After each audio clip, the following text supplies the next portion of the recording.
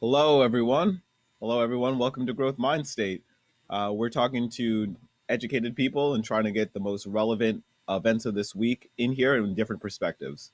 So today we have Richard and we have Robert, of course. So if everybody wants to introduce themselves real quick. Hello, go ahead, Rich. You want to go first? You want me Yeah, to? sure. So basically, I'm a mixed media artist out of Philadelphia.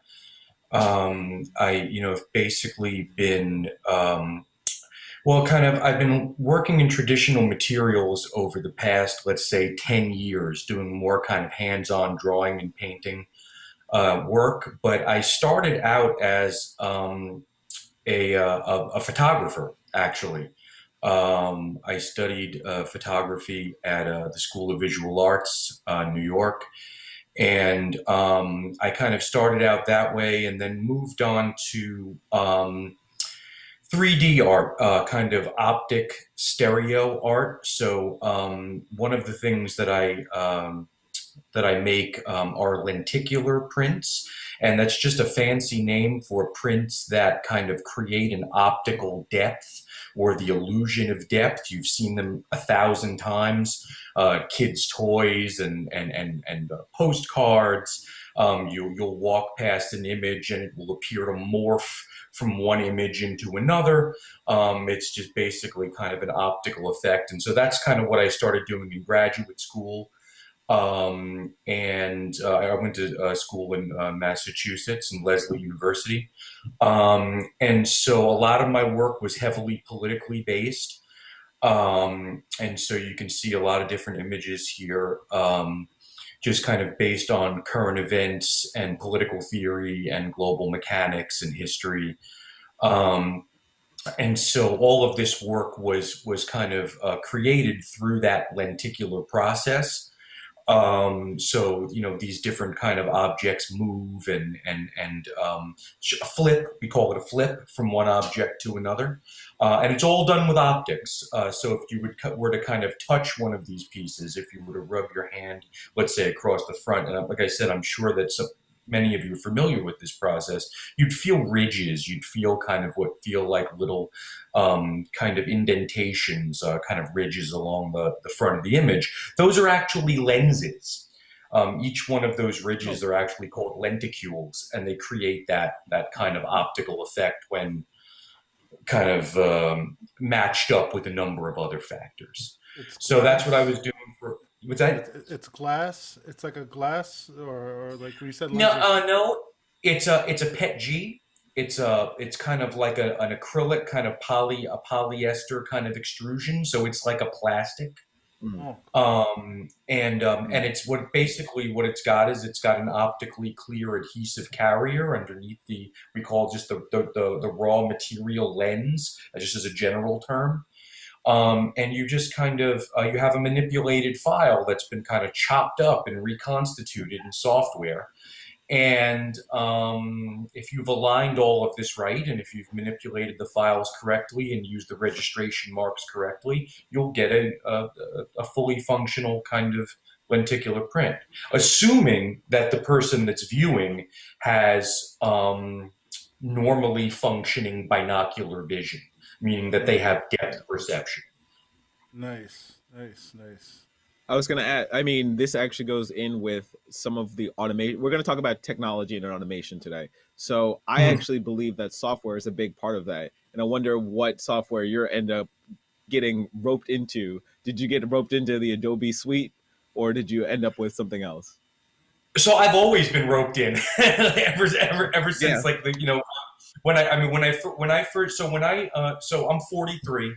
So when I first started at School of Visual Arts, digital was kind of in its infancy. So we were doing a lot of traditional photography in dark rooms and traditional photo labs, but we were also starting to use the early versions of Photoshop. So like this was back when people had SideQuest discs and these big clunky kind of half technology things like the 8 tracks of like whatever data. And so we would just kind of start manipulating with that. I do manipulate my files today with Photoshop. I've got just a basic, super basic setup. It's like that photographer's package that's kind of cheap. And I do what I have to do. But there is a secondary program, and any lenticular printmaker needs. Supposedly, you can do it with Photoshop, but I don't really know how. But most lenticular printmakers use a separate piece of software that creates interlaced files. So Oh, basically, when you see these graphics that kind of morph and switch and all these things that go on, it's basically taking a number of frames, still frames, kind of manipulated in different ways. Meaning I don't want to get too technical because it gets a little crazy, but it's kind of shifting one way to the left to the right for parallax for depth, let's say, and then kind of creating different. So, like, say if I was going to flip from one image to another, this is very basic concept. If you have 12 images in your interlace, you have 6 images of the hand open, 6 images of the hand closed. You chop those guys up, reweave them together, interlace them together, and as long as everything is manually aligned correctly, once you create the print, you'll get that movement. You'll get a flip from one image to the other. So my software that I use is called Power Illusion. And Hmm, it's a software that you wouldn't have unless you were a lenticular printmaker, but that's the name of it. interesting. Yeah. Well, really that's interesting. I was gonna say that like I do some stacking in my photography, but I only do it in camera. So it's interesting to see it from a post production kind of standpoint. yeah, yeah. Yeah, I mean, there's the thing about stereoscopy, I guess we'll call it, like, the stereo arts, is there's so many different approaches to it. There are so many different people use cameras where there's so I have a friend, pretty well-known lenticular printmaker in that small circle, taught me the process. His name's Chris Dean, And Chris is a good friend of mine as well. He, for a while, was using a multi-camera setup where he actually had kind of a rig with like 6 cameras on a rail that were synchronized. And then he would take those images, interlace them, and he was able to make 3D photos on the spot. Some people actually use a single camera with incremental movements where they move from left to right. That's another way of doing it. All of these things are obviously limited, in terms of what your subject is. So multi-lenses, the old classic setup is just 2 stereo lenses side by side, right? So multi-lenses are good for capturing action that's actually happening. But the rail was more like, I guess for like still lifes. I don't use optics at all. I don't use a camera at all. I take elements that are completely in a virtual environment, whether it's something I've drawn and imported in some way or something I've created digitally, and I just move those elements in increments across like a zero plane. So it's sorry for my sign language, but it's easy sometimes to show that way. But yeah, so I mean, there's so many kind of ways you can approach that. Awesome. That's what's going to make you unique and your art last longer. Yeah. Oh, thanks. Yeah. Well, I mean, it's amazing because lenticular, like 3D and stereoscopy, has a pretty extensive history. I mean, when you talk about the history of art and optics, there are ways to do this where, painters would paint what were called barrier screens, and they would paint little lines on the images, the paintings that they were making.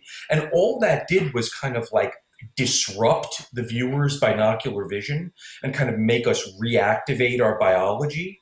So there are different ways to kind of, and I certainly don't claim to know to be a master of every one. I mean, there's a lot of different approaches to this, but I mean, basically, what it's about is kind of this temporary disruption where your body has to kind of refocus its depth perception. And so, like, we're human beings, right? So we have these overlapping fields of view, so we get that depth perception. That's what's important to us biologically. So, like a fish, for instance, doesn't have depth perception. A fish has these wide 180 eyes that serve it in a different way. A fish can see a predator coming from behind and it has that view. We hopefully can be less less aware of that and kind of not necessarily see behind our heads, but have a really kind of well-defined, okay, so this screen is a foot away from me and this object is 6 inches away from me and so on. So it's about biology, basically, reactivating that biology. Nice. We are a product of our evolution, and that's a great showing of that, because you're really, it does matter how you auditorily and how you visually feel something. Like your auditory function can actually tell you if there's a predator behind you, basically, because it's in reinforcing that you understand space and distance between things. So it's just interesting that I mean, what we're going to get in this discussion when it turns to robots, because there's something that I always like to say: a robot can't, technology can't give you an apology. When something goes wrong, technology cannot apologize to you, which is a function of how we work as humans. It's a biological instinct to almost expect catharsis from a situation. Well, you want to get into this, Robert? Go ahead. All I just want to do is welcome my cousin. As you can see, he's got the same last name. From my father's side, to the show. I'm happy he was able to make it, and so far everything seems to be running smoothly with the show. I'm happy. I'm very happy. It's good seeing him. I haven't seen him in a long time, and it's good to see that everybody's healthy and doing what they have to do in this crazy environment. So that's my biggest thing about today. I'm just excited about that. Anyway, yeah. It's good to be here. It's good to be part of this. And, I'm kind of in one of the rooms of my studio here, so like I'm not in my garage. I just wanted to let you know I got my garage shelves back there where I store all my stuff, and you can see a little something going on back there as far as artwork is concerned. But yeah, no, it's great to kind of be a part of this and talk these things out. It sounds fun. Appreciate it. Cool. So we're You ready want? to talk about robots? Or you Yeah. wait? No, Robert, Sure. you had something more to say. No, you Uh, had something more to say. no, no, no. I'm good. We could talk about robots if you want. I'm not I a mean, big fan. I feel like I robots and like automation technology. fall into this. I'm Yeah, because it's saying I love technology. It's technology. I really love technology. My problem is that when it does things to make it more difficult for the human race, I feel like we're becoming obsolete. That's what's scary. Other than that, I love technology. Go ahead. in a Sorry. way we're going to talk about it if we're in a like a dystopian kind of situation or if we're basically just it's the future and you can't stop the future, but we need to at least acknowledge it. And you know we could talk, we're probably will talk in length about how there should be a stimulus for people at this point, and that's the easy political topic to talk about when it comes to automation and technology taking over jobs. But I wanted to be even a little bit more specific because let's start with this: robots on the rise as Americans experience record job losses amid the pandemic. Um, it's kind of a little bit of an inflammatory beginning to the article, but it is a really good Guardian article about how robots in India, also across the world, obviously, are doing their part here. So you're going to see an interesting little robot right here that India's been using, developed in recent years by the Bangalore startup Invoco Robotics. Mitra, that's the name of the robot. Mitra costs about $13,600, and due to reduced risk of infection by doctors, has become hugely popular in Indian hospitals during the pandemic. Multiple technology manufacturers have reported increased demand for their robots over the course of this pandemic, from drone like machines that can roam hallways to move deliveries and AI powered customer service software to increase the use of self service checkout at supermarkets. A recent report from the World Economic Forum predicted that 2025 is the next wave of automation, turbocharged by the pandemic, which will disrupt about 85 million jobs globally. So 85 million jobs globally is quite a bit. They go into more specifics here.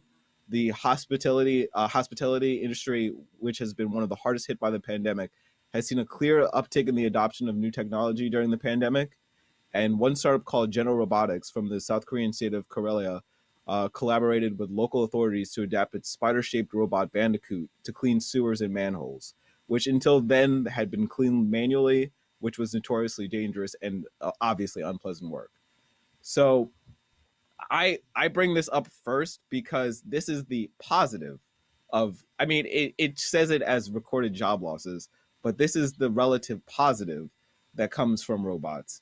There are jobs that we put ourselves at risk to do, and I don't know if if we're going to advance as a culture, we have to identify that there are certain jobs that probably should be filled by technology if we can, if that's what we do as a people, as a global population. Yeah, like I spoke to you before, in a previous thing, about how like businesses should invest into their employees, meaning if they were going to do investments in technology, it should be for their safety, their well being, to give them more time for themselves and their family, to be more productive, to have a clearer mind state because they work so hard. At least the technology would help assist in regards to getting them in a position to, be more efficient as human beings. But instead, it's like they jumped over the people and went straight to, okay, well, we don't really need the people. We can get robots or whatever else. They don't get sick and so on and so forth. They totally excluded, well, not in all industries, but in a lot of industries, uh, the idea of being humane to these people, like helping them make sure they have their jobs and everything situated, because they're thinking more of profits and efficiency for the business and not really for the employees and their well being. Um, I have a problem with that aspect of it. I like the aspect for the safety part, like you were saying, in regards to keeping people safe and not going into dangerous environments, sort of like the police robots and similar technology that keeps them out of harm's way. But other than that, I'm not a big fan of it. You know, efficiency is great, but if you're not thinking about the long term effects on society when you're making these decisions, I think it's problematic, and it can cause you know, at the end of the day, look at how many jobs people are going to be losing because of automation. I've seen the transition when I was younger. I was an IT person. I was working for one company, and then I kept going through different companies, learning more and more as I was going. And I saw, I'm 44. I saw how it went from you go service a machine.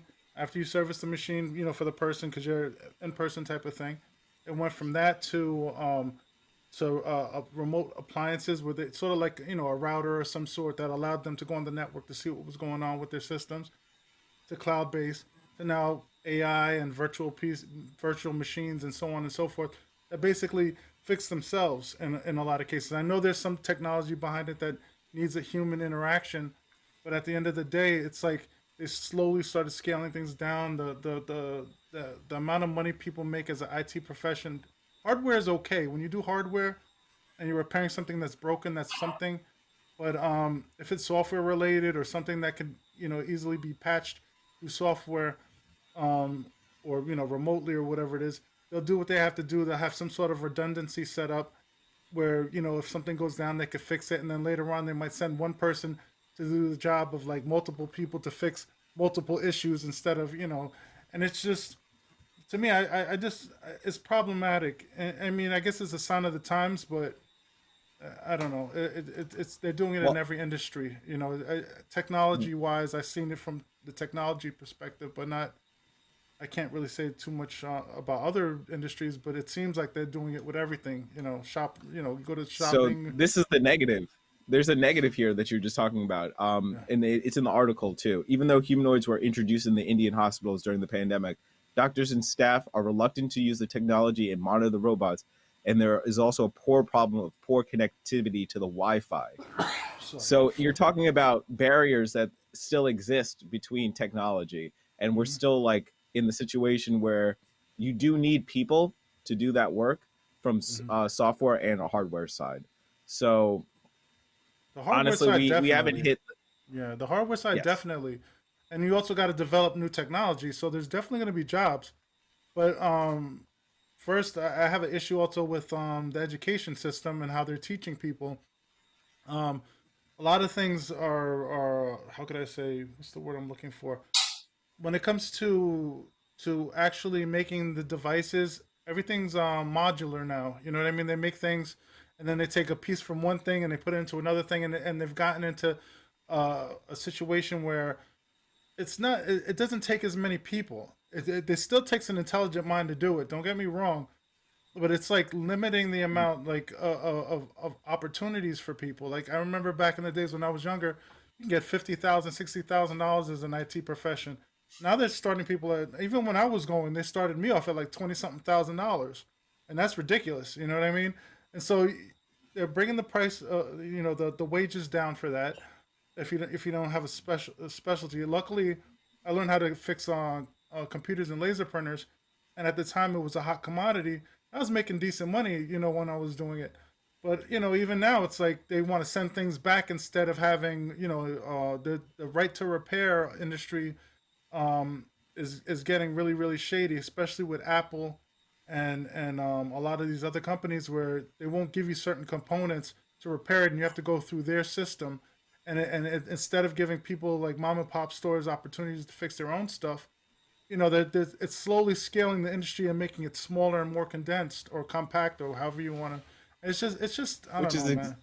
Go ahead. That's Go ahead. exactly what I wanted to talk to Richard about there. How has that consolidation of all of these companies affected you?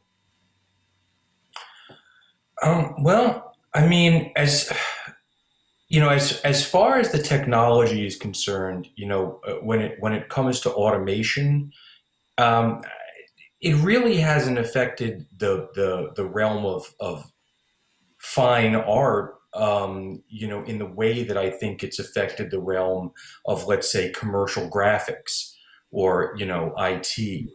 or artists are using artificial intelligence, and they're using robotics, and they're using all these kinds of things to, and they're kind of pushing those boundaries to create different viewing experiences, and different interactive experiences, let's say. When it comes to my personal practice as an artist, um, I consider myself fairly low tech. I mean, I've made films in the past, and I've kind of used technology. So I made this film called Flip World, which is a short form documentary. It's about 34 minutes long, and I did it all myself. I just shot it myself. I did the audio myself. I did the editing myself, and this is something that, to me, I was able to do with software that was already pre-installed on my computer. And if you're able to edit, and if you're able to know the fundamentals of, like, narrative and storytelling and photography, if you're able to apply those fundamentals to a digital environment, you can do things that were unthinkable for an independent artist to do 30, 20, 15 even years ago. The idea that I would go out by myself with no money, no significant, an external mic, a boom, a light, a camera, nothing special, and that I could come back and actually shoot a pretty credible movie and edit it and get it out there on YouTube and distribute it through the internet. And just 20 years ago, that was like unheard of. People were still on the fence as to whether or not they were going to shoot 35 millimeter in their cameras versus you know what I'm saying. So it's like, yeah. I mean, yeah. So it's like, it's like this expansion is so rapid that it can be, I think, jarring, in any industry that you're in. But the question that I always think of, and the question that I ask, is, what are the motivations behind automation? In other words, so for instance, we've already acknowledged with this conversation that there are some tasks that are, dangerous to biological entities that are not dangerous to mechanical entities. So we get that. But then, to me, I feel like we begin to get into an area that becomes about phasing out the human being, that becomes about phasing out the person. Because human beings have a lot of problems. I mean, if you want $20 an hour, you go someplace and we find human beings that will do the same work for $10 an hour. And then you go someplace and you'll find human beings that will do work for $2 an hour. And now we want to find human beings that don't need lunch breaks and don't need bathroom breaks and don't have sick time. And those human beings don't exist. So it becomes this kind of, and I've sometimes heard it referred to as, like, in the labor end of it, they've referred to it as kind of like the race to the bottom. I've heard Bernie Sanders and other people talk about it, which is like this crazy kind of idea that we just take our product and take our business and move to a market where we can exploit labor, further and further and further, and get more work for less and less expenditure. But now we can get to a point where you have to ask yourself, is the automated checkout counter necessary? Is that something that's being done to who's benefiting from that? Is a corporate entity benefiting from that? Are customers benefiting from that? I mean, things of that, like, do you really need robots to build a car? I mean, I don't know the answer to that. For decades and decades and decades, that was done by human beings. Now it's done by robots. But then there's also this other flip side that you've discussed, which is, so now we've got robots doing surgeries, within these very, very tight tolerances that human beings, we're not capable of that with our hands and our biological brain and all the stuff we've got going on. So to me, I think it's a question of, The technology is neutral to me. It's not a question of it being good or bad. It's a question of how is it applied. So that's what I would say from it. Yep. Yep. And I would even say, for instance, like my NVIDIA card for my video is made by a robot. It is made so that it is actually at a higher level, and therefore they could do higher sync tests on it because there is human error. But that's the one technology, maybe automobiles and like tech. Like when I mean tech, I mean hardware, are the only two that I find are acceptable reasons to really just switch out people. I've seen it that like you have to check yourself into places. There are kiosks that you now just have to check yourself in. And as much as there is some kind of security in that and some kind of like there's a receipt oftentimes for those interactions. So that's important, but at the same time, it unless it increases the safety of the employees, I always feel weird about doing like self checkout at this point, other than the fact that it expedites my life. Because you realize how much it's just for you to feel like you don't have to connect with somebody right there. You don't have to be in the line with the one cashier that you might find annoying because most people go to the same places over and over again. So just I wanted to throw up to that video just because I wanted to make sure people saw this robot again and saw it in action, because one of the things that is compelling to me is that most of these have almost human characteristics to make sure that they kind of fit in with people. And it's something that I think undeniably is something that we fashion in our head. Star Wars already did to us. We already want everything to kind of look like it has a face. And if you want to just show the video real quick, Here we go. the main reason I want to show it is because it's a commercial for it in a way. But look at this, like how much they're trying to sell it to us that this machine is going to save us from our problems. And that's the real issue, is that commercialism works in a lot of factors. And it's a cute little thing, and you would never think that anything bad could happen. But I know people who have their Alexas and stuff like that, and they hate the fact that Alexa's hearing everything they're saying. You know, It's all good till his eyes turn red. When his eyes start turning Yep. red. Oh my god, it's pretty scary. Well, I have to be honest with this. I really am of kind of two minds. On the one hand, I understand that with the pandemic, being a frontline hospital worker is extremely dangerous, and I get that, and I also understand that not minimizing just the inherent desire and value of minimizing risk to human life. But also, doctors are, from a very practical standpoint, hard to replace. It's not, it's yes. Of course, there's a human element, and you want to make sure that everyone is as safe as possible. But one of the reasons why the plan is to administer vaccines to the frontline workers first is because obviously they're the ones that take care of everyone else. When I say frontline, I mean frontline medical workers, doctors, nurses, people that are there. So if we don't have that element of care available to us, the issue is it can be very dire very quickly. To me, my question is with the robots, the advent of robot healthcare professionals, or whatever however you want to look at it, is to what extent are they being used?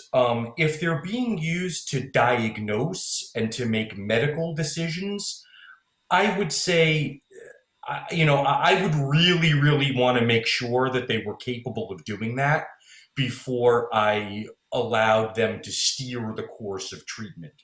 If they're being used to carry out treatment and to administer treatment that's already been decided upon by a human doctors, the regular doctors that we go see, then to me, I feel like that's a different standard. And it's one that comes with a greater degree of comfort. Personally, that's just kind of the way my take on it. Yeah, yeah. It's And I all would about. say Okay. this is actually, go ahead, go Robert. No, I was gonna say it's all about, like you said, the intentions. At the end of the day, if they're doing it for the greater good, then great. But if it's not, it's pretty crazy, man. They're doing this for profits, and they're not thinking about how to take care of people correctly. I'm sorry, my phone's ringing. I thought it turned my ringer off.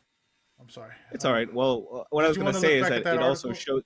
Did you want to see that No, article no, still? I'm going to read a little bit of a different article, but actually, it gets to me is that we'll talk about it a little bit more, but it fashions this for high specialized jobs. So those people who are doctors are not going to lose their work. It's going to be the janitorial staffs. It's going to be. I'm going to actually read this recent article that basically in June, all of Pennsylvania took all their toll booth workers and replaced them with automation. So now they're all automated. And so let me just read this quickly.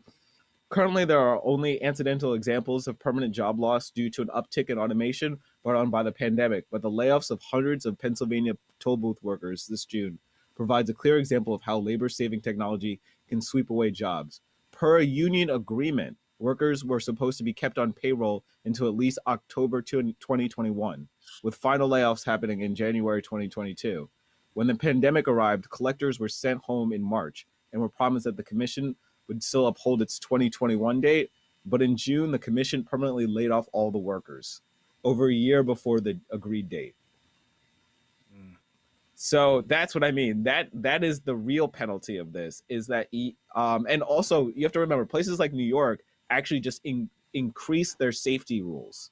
What they did is that they made it so that you can't just there's more speed bumps basically in the way. So there's not fast traffic going into the tunnels and etc. So New York City has not replaced everyone. There's still cash in certain places.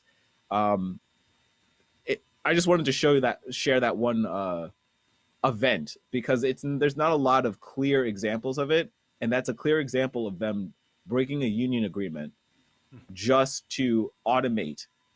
And I understand it is a dangerous time, but they clearly use that period of time to take advantage of the situation. Yeah, yeah, it's crazy.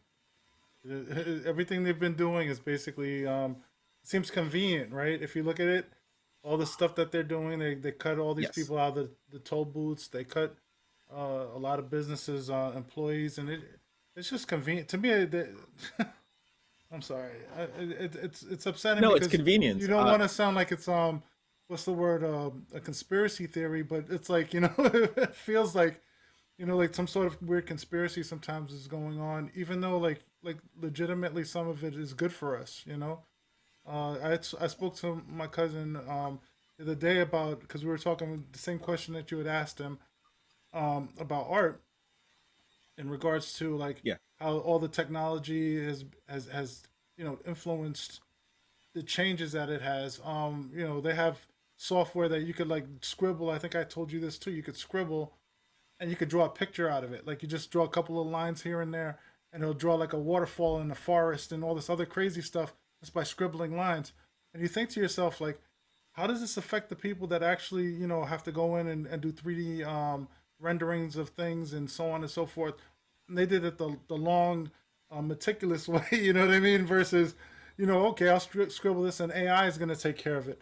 That plus like facial recognition and all this other crazy stuff that they've created. It's great. Like I really don't like that deep fake stuff. That's a thing that maybe not exactly related to automation, but it's just like I feel like we're thinking too far ahead of ourselves, that we're not even thinking about the people that we're hurting on the way. You know what I mean? It's like it's just crazy, man. It's just I don't know. I don't know how to express it without like saying something that sounds really conspiratorial, or if I'm saying that right.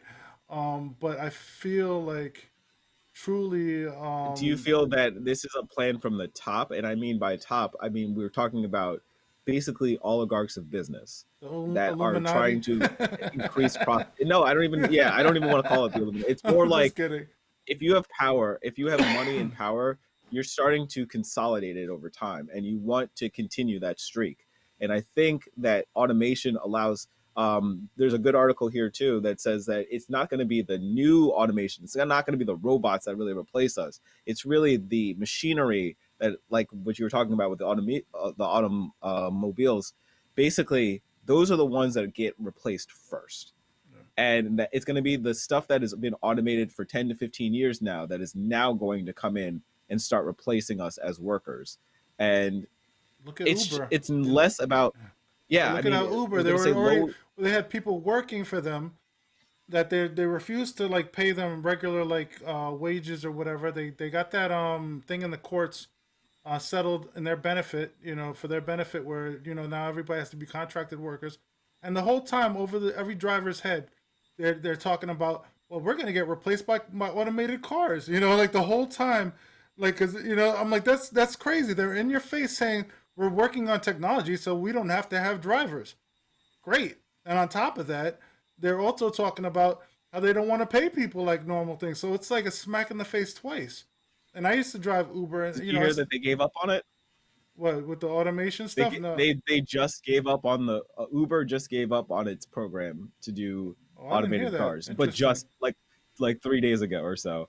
Wow. But they just did it because they can't, the safety issues that they can't seem to solve yet. I'm not saying that in 10 years that's not going to happen. It's going to happen in like 10 or 15 years. We'll have automated cars. If they could, they would, right? They definitely would if they could. Yeah. Yeah, that's a shame, man. That's a shame. How do you feel, Rich, about it? Do you feel, you think that's another industry that's kind of like on a real shady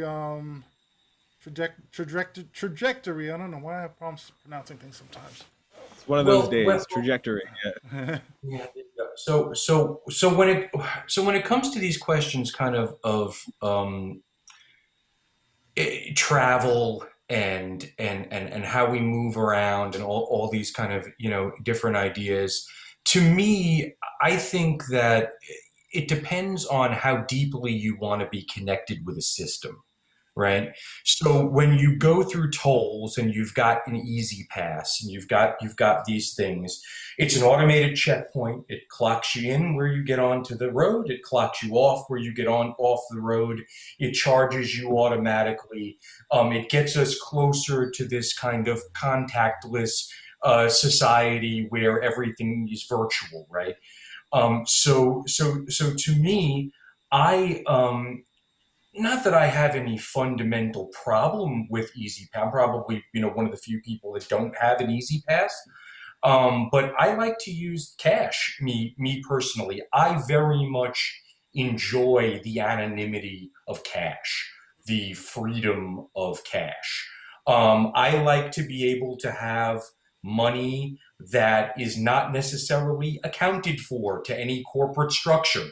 I like to have resources. Not that I'm not a a Luddite by any stretch of the imagination. I have a bank account, obviously. I have a debit card. I have all this kind of stuff that people have, just in our modern society. But there is a component of really kind of being embedded into a way where you can't earn money in cash. You can't get paid in cash. You have tips. And this thing now becomes how do you reconcile your tips with your, do you take that money and you put it in your pocket? It needs to be taxed. It needs to, all of these different things. And being kind of embedded within these systems, I think make it very easy for us to kind of be monitored, not to sound once again, not to sound conspiratorial, but I mean, it's really not. Yourself. I mean, it's just on a very basic level. I mean, we've got these guys, right? And they, your every phone call is recorded, your every text is logged. Everyone knows that in a digital environment, once something goes out into a digital environment, it never really goes away. I mean, it's kind of out there in that ether. And so to me, it's I know for a long time they were talking about whoever they is. I had read that the idea was that they were going to put microchips in currency. The same kind of microchips that they'll put in a dog. You know what I'm saying? To make sure that they can find a lost dog. And the idea was to kind of be able to track cash transactions in the same way that you can track credit or debit transactions.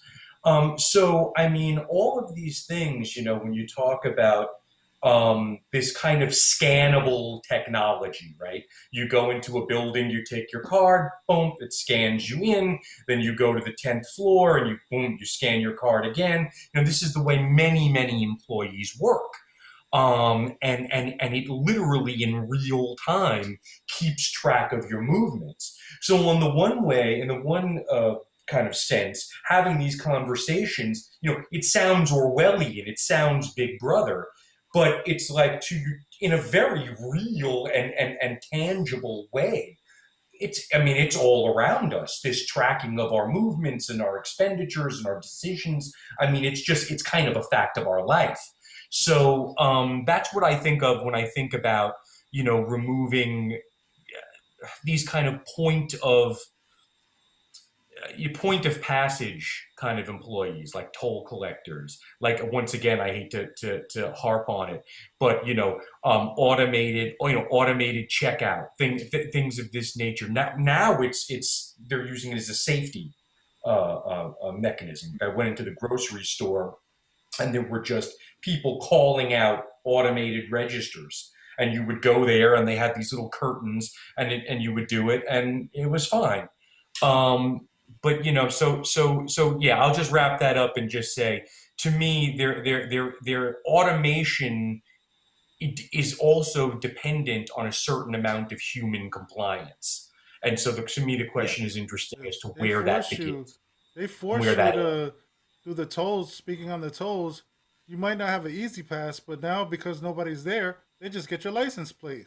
Like they find a way. No matter how you look at it, they find a way to do it. And even at the shopping at Walmart, for instance, you go down there, you want to pay cash. In a lot of cases, they say it's either card or cash only or whatever it is, and I'm like, it shouldn't be that way. You should be able to do whatever you want when you go shopping. In theories, unless the machine's physically broken.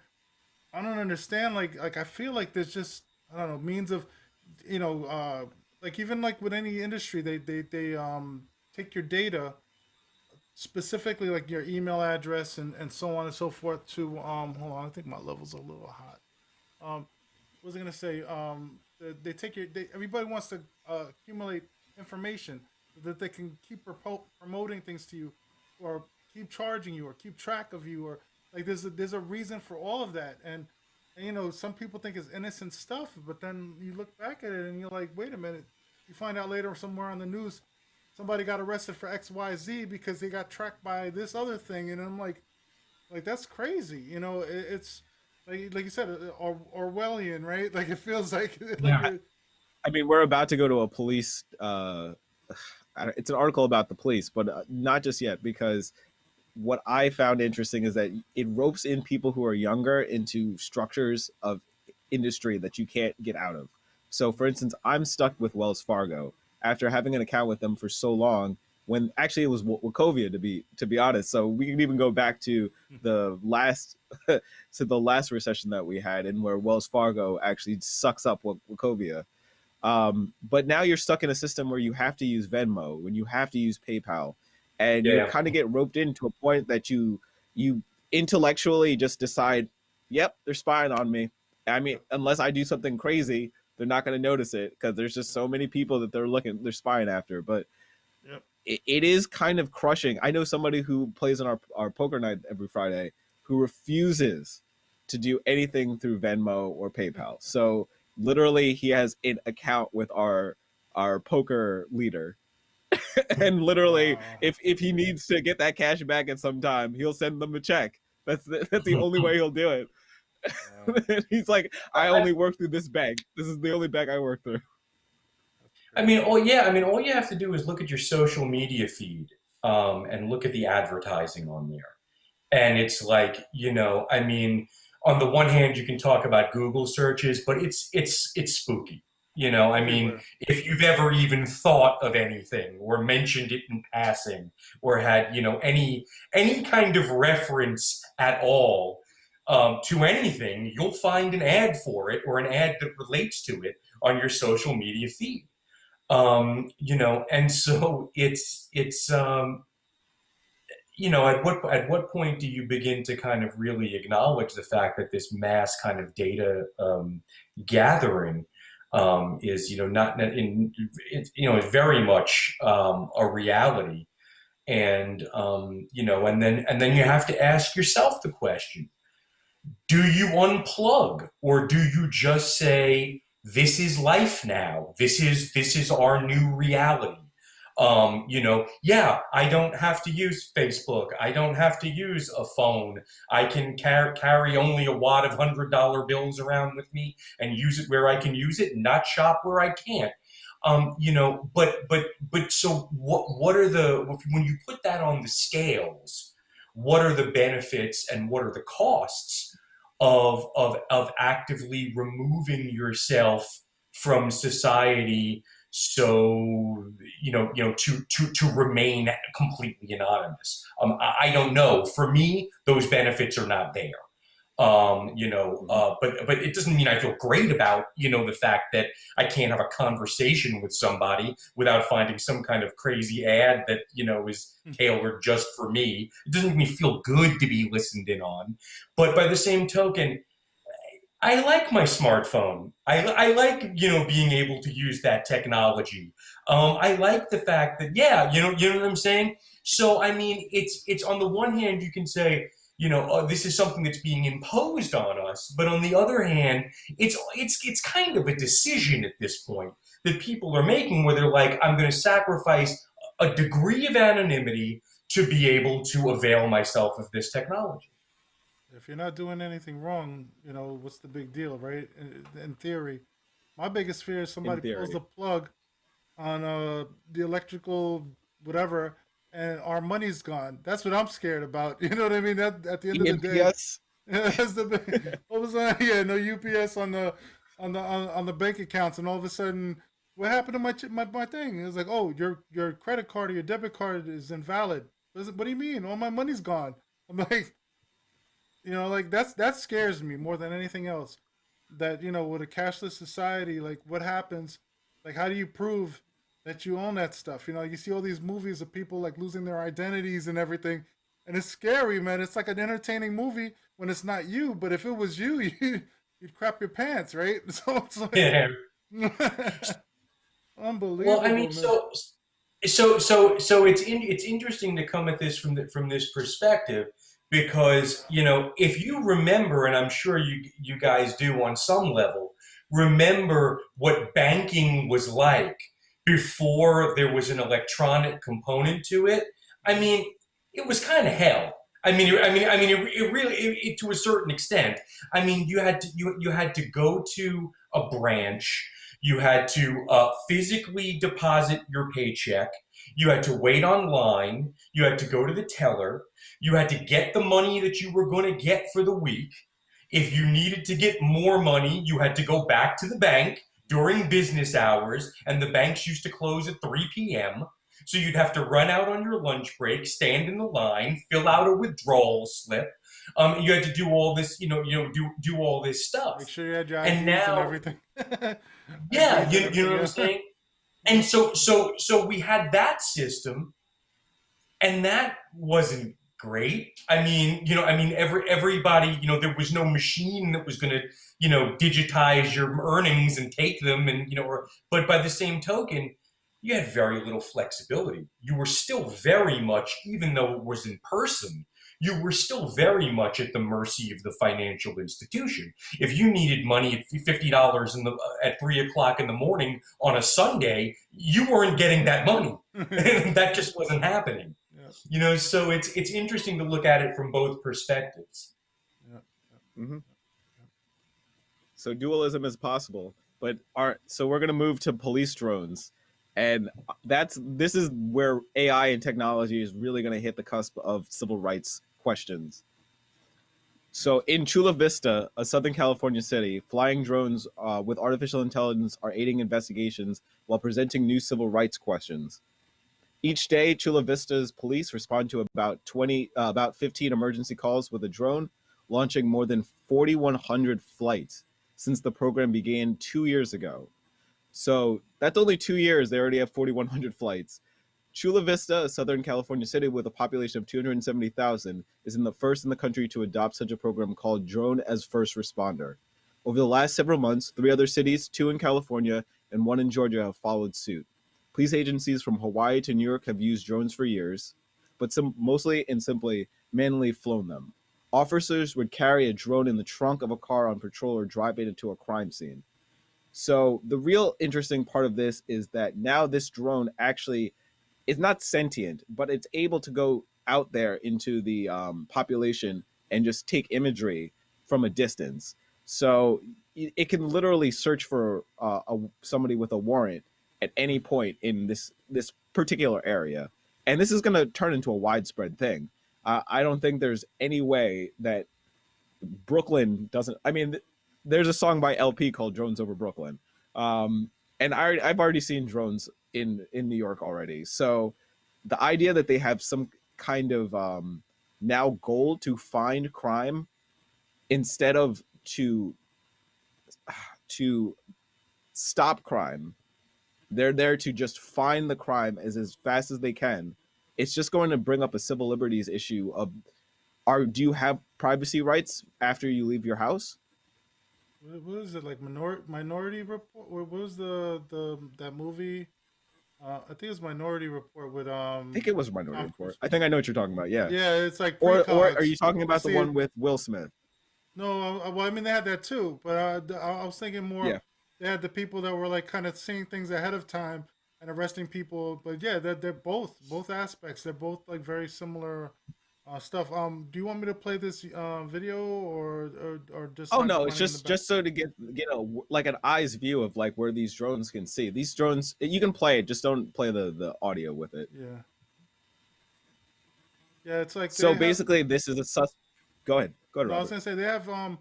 It seems like a lot of technology, even in airports, like a lot of retinal scanning stuff that they're coming out with, and everything to get people through the airports quicker. I just feel like it's very very intrusive. It's like you could be minding your own business, and somebody's like looking, things up about you.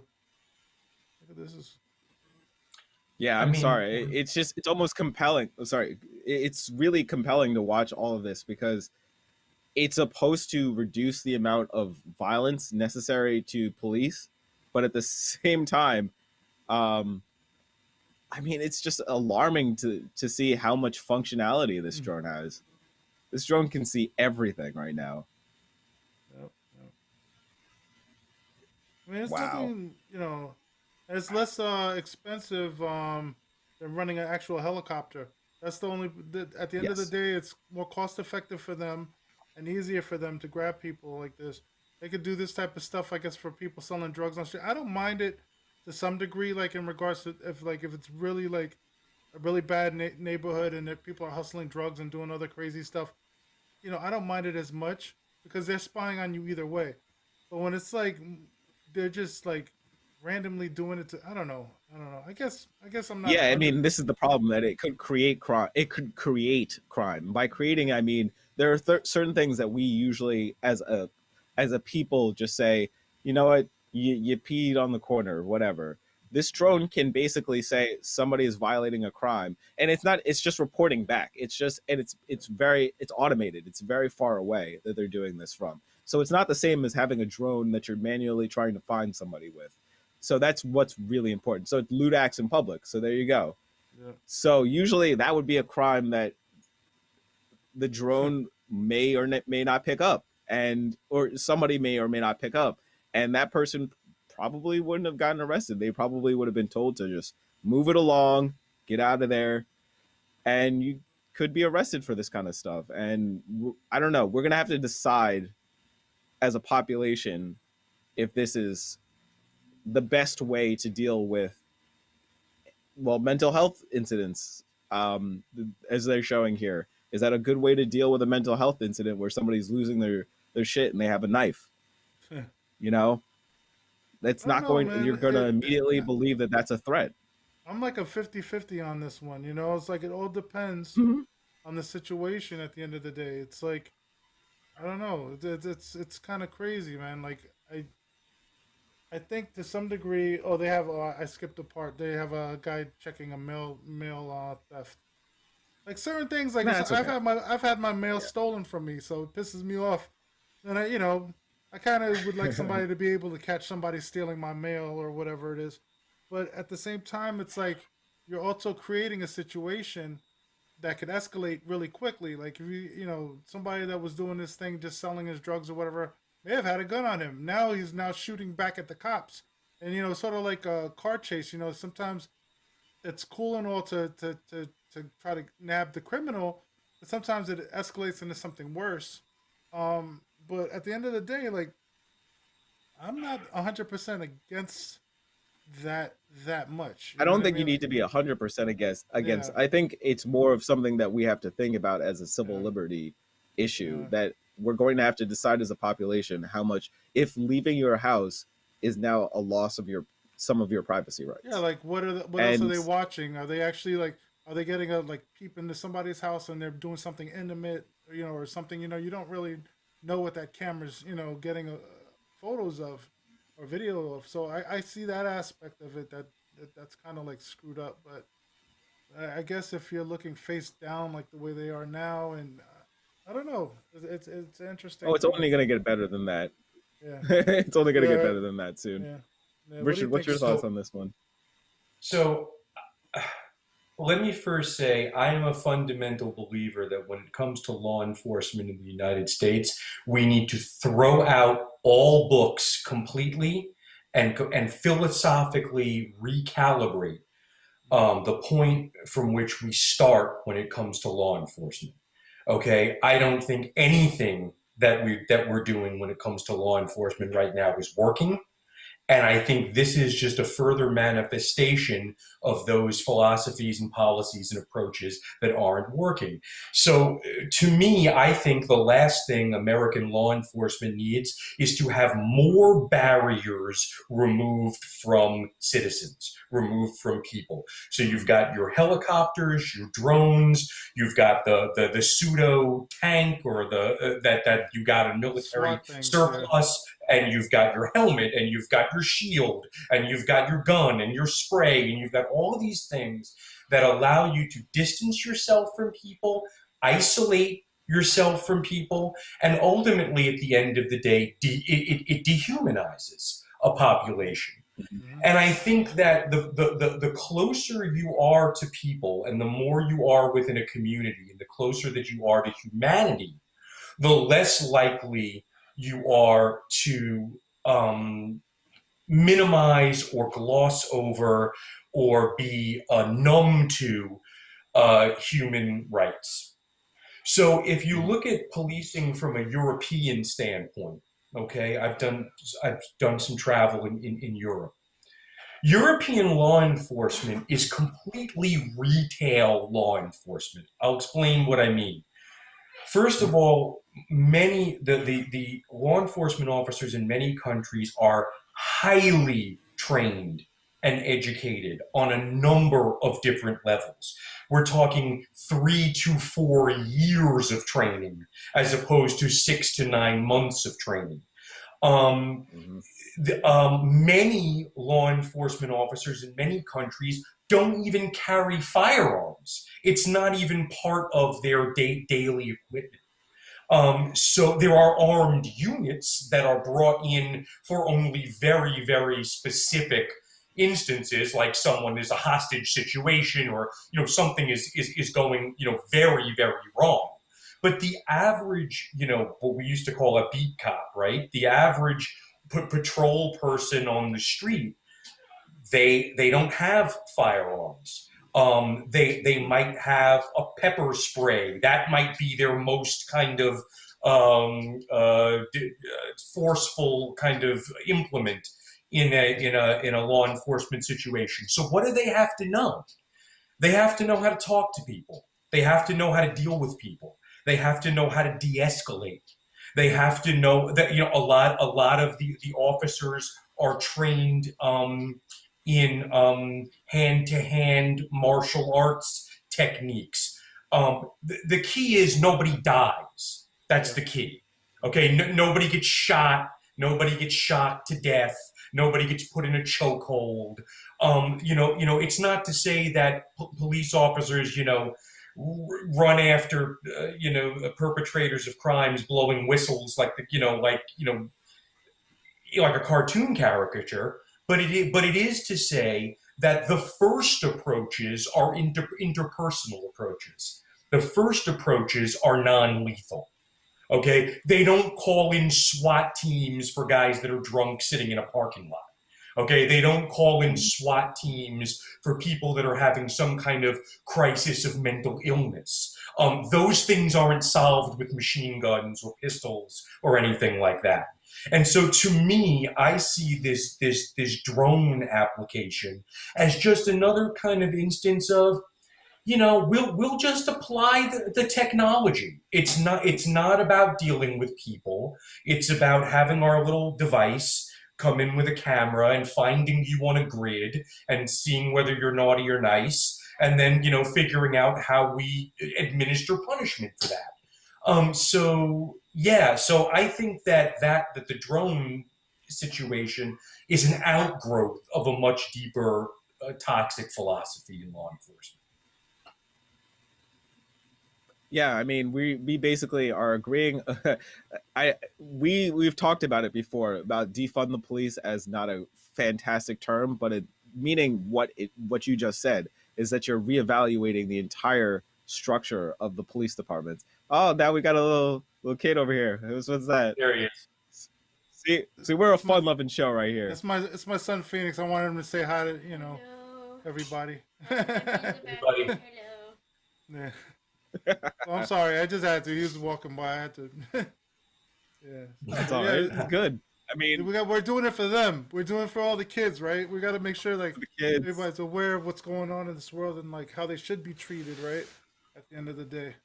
But yeah, that's I mean, crazy. and that's why I brought it up, because it's like we need to decide if this is just norm. Is because it's not going to just stop in these three towns or these three cities. It's going to apply to other places where we're going to have to decide if it's okay to have drones.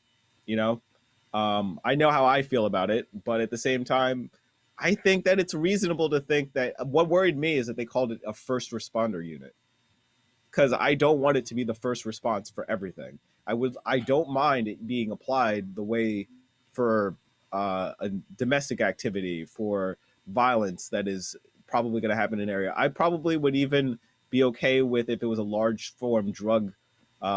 You're going after a large heroin producer or something like that. That makes sense to me. The problem is that thing is automated and that thing just flies around all day. So I just think that we're just going to have to think about it, because we're going to have to just decide if that's the future. Yeah. It could be the future. I mean, Remind in me- some ways, I remind kind me of just today- yeah. Go ahead, Richard.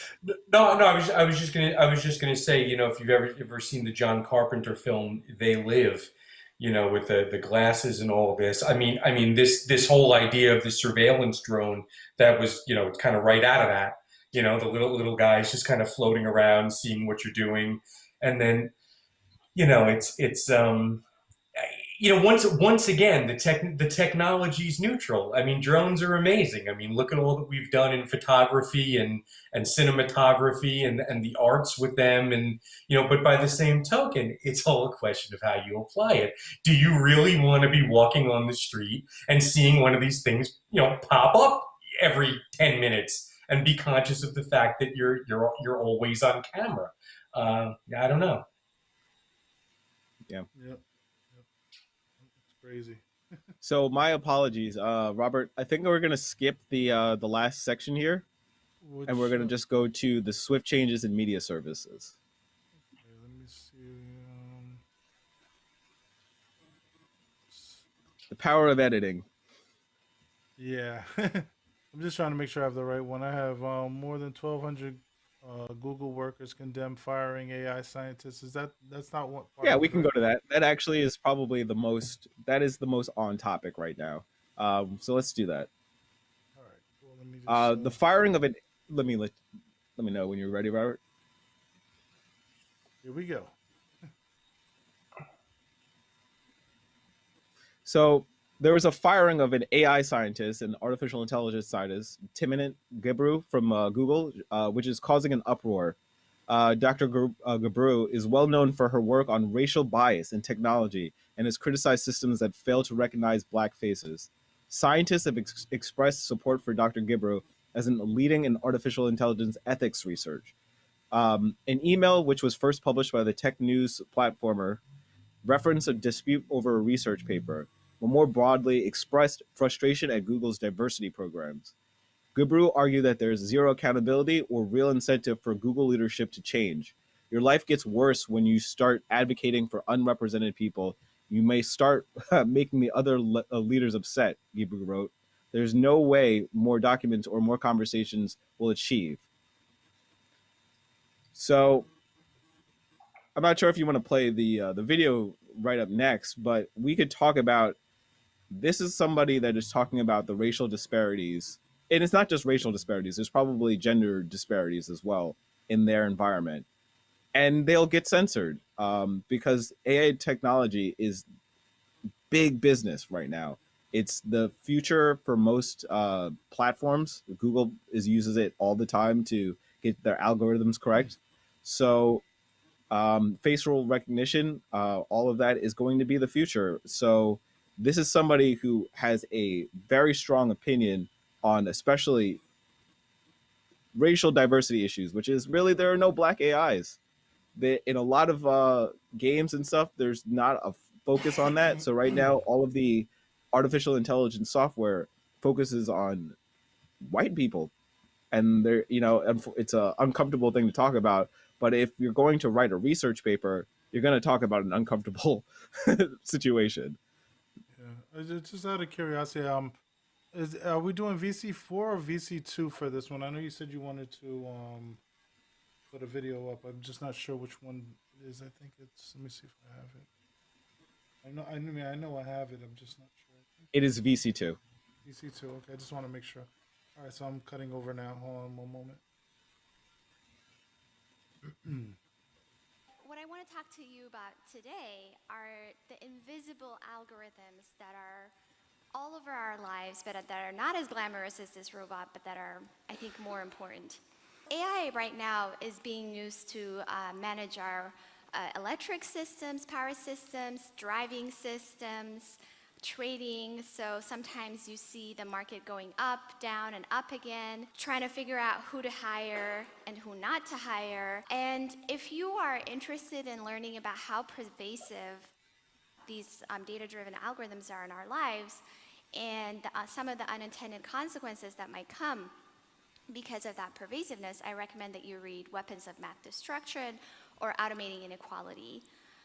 AI is also used in our government. So how many of you have heard of this 2016 ProPublica article that talked about software that purports to predict someone's likelihood of committing a crime again? So how many of you have heard? So judges use this prediction as one of the inputs to decide how many years to sentence someone to prison for. Jesus. And I mean, they're afraid of this soft-spoken woman bringing too much truth to power right there, just telling you about how structural this AI technology has gotten into our fundamental resources. We need it. We use it for the stock market, and we're still driven by something that doesn't affect most of us. So that's, it's very, it's sad. It's sad to see Google and other companies are unwilling to have any dissenting voices. It's scary, man. Well, I mean, that's how you preserve a power structure, unfortunately. Yes. By limiting the voices of dissent. I mean, it's I don't artificial intelligence, the concept of it, I think, kind of needs to be clarified. And not that I'm a not that it's my field of study or anything. I'm very uncomfortable with machines actually making decisions. I'm not uncomfortable with machines. weighty decisions of any gravity. Let me qualify that. I don't have a problem with the machine figuring out what the best oil is in my car. I don't have a problem with the machine figuring out, kind of mundane details that make human life move along more smoothly. Those aren't the kind of decisions I'm talking about. I'm talking about the decisions, like in hospitals, what disease you may or may not have, what condition you may or may not have, what side effects to a medication are relevant and might not be relevant based on your medical history, who goes to jail and for how long, and if they should go to jail. I just think that there are certain decisions that we really cannot abdicate to computers. And I think there are certain decisions that we can. And I've given examples of that. So to me, I don't see how it could make any borderline conscious person, anything other than uncomfortable. I mean, the idea that you have a machine that will crystal ball your maybe or maybe not recidivism when it comes to criminal activity. I mean, to me, it's like, how can you look at that as anything other than, you know, removal of somebody's self-determinism? I think that's a very key factor here. Who do you bet on? Who do you place your faith in? Not to be religious, but who do you place your confidence in, or is it about people, or is it about an algorithm that someone wrote or created? Those are the questions I have with that.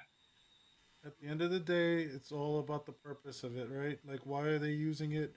It's supposed to make human life better, maybe easier, but at the end of the day, it's like people take it and they be, oh, I see what else I could use this for. This is interesting. I could take advantage of this, or I could do that, and it's scary because you never know who's behind it. You know what I mean? It's one thing if people would have some sort of accountability for their actions, but it's like, how do you, with a conglomerate like Google, like, how do you point the finger at who's at fault when things go, haywire? You know what I mean? Or Apple or any of these big companies, you can't really, like, you want to be able to blame somebody and say that this is wrong. We shouldn't have these things going this on this type of path or whatever it is. But at the end of the day, it's like it's gotten to the point where it's kind of like the Pandora's off the box. You know what I mean? Like it's already. It's also limiting liability. It's limiting their liability for a lot of things. And for instance, go ahead. I was gonna say, look at the politicians. They're even making laws and bills or whatever they do to limit the liabilities of some of these companies for some of the stuff that they're doing. In some ways, it's like they pick and choose the wrong things to go after them for, and then at the same time, on other instances, they choose the exact opposite thing that they should do, and it's just it's crazy. I lose my mind with technology. I love it. I enjoy it. I enjoy the fact that I can do all this stuff at home, like produce shows and make music and photography and everything else that I do. But at the end of the day, it's like, okay, now everybody has the same tools. Everybody can do all this stuff. Now everything's just noise. And who do you point the fingers at when things go wrong? And it's just I don't know. To me, it's happening so fast that unless you have like a speciality in something that differentiates you from something else, it's like you become part of the noise. And like you said, with the liability aspect, it's all noise. Like people look at it and they conclude it as being, oh, this is just what comes with it. They simplify what's going on. Like they make excuses for companies like this. Like there was a thing with was it Facebook? They had a hearing.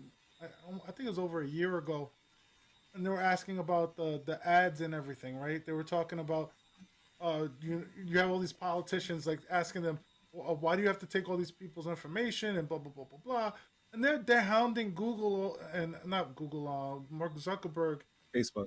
yeah, Facebook, um, over and over again over the most common sense thing that everybody knows. Each of these companies are stealing, not stealing, but you're signing up for it. You're getting a free service, right? You got to give them something, right? They're not going to just give you multi-billion-dollar company is going to give you something for free. I mean, it is for free, but it's like they're benefiting somehow. They're selling your information and so on and so forth.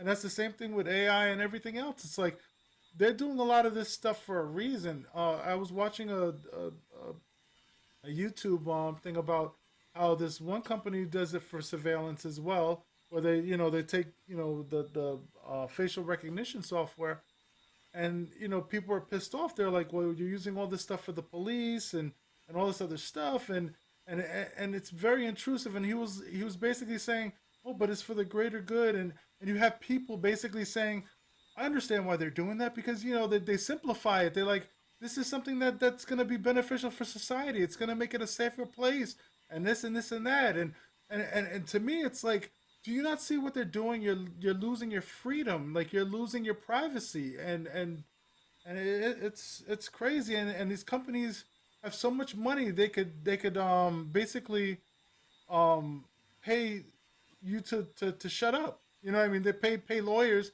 to get you to shut up, and it's, I don't know. Let me see. Oh, you sent me. All right, my bad.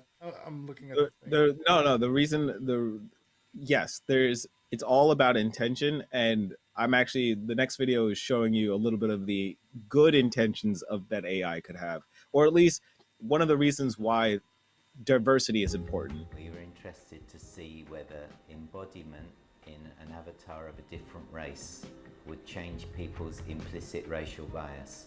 So by implicit racial bias, I mean that it's the bias that we don't know we have, that we just get from everyday life. So the idea of this test is that categories might be white, positive, black, negative. Then a series of words or faces come, and again they have to categorize those words or faces.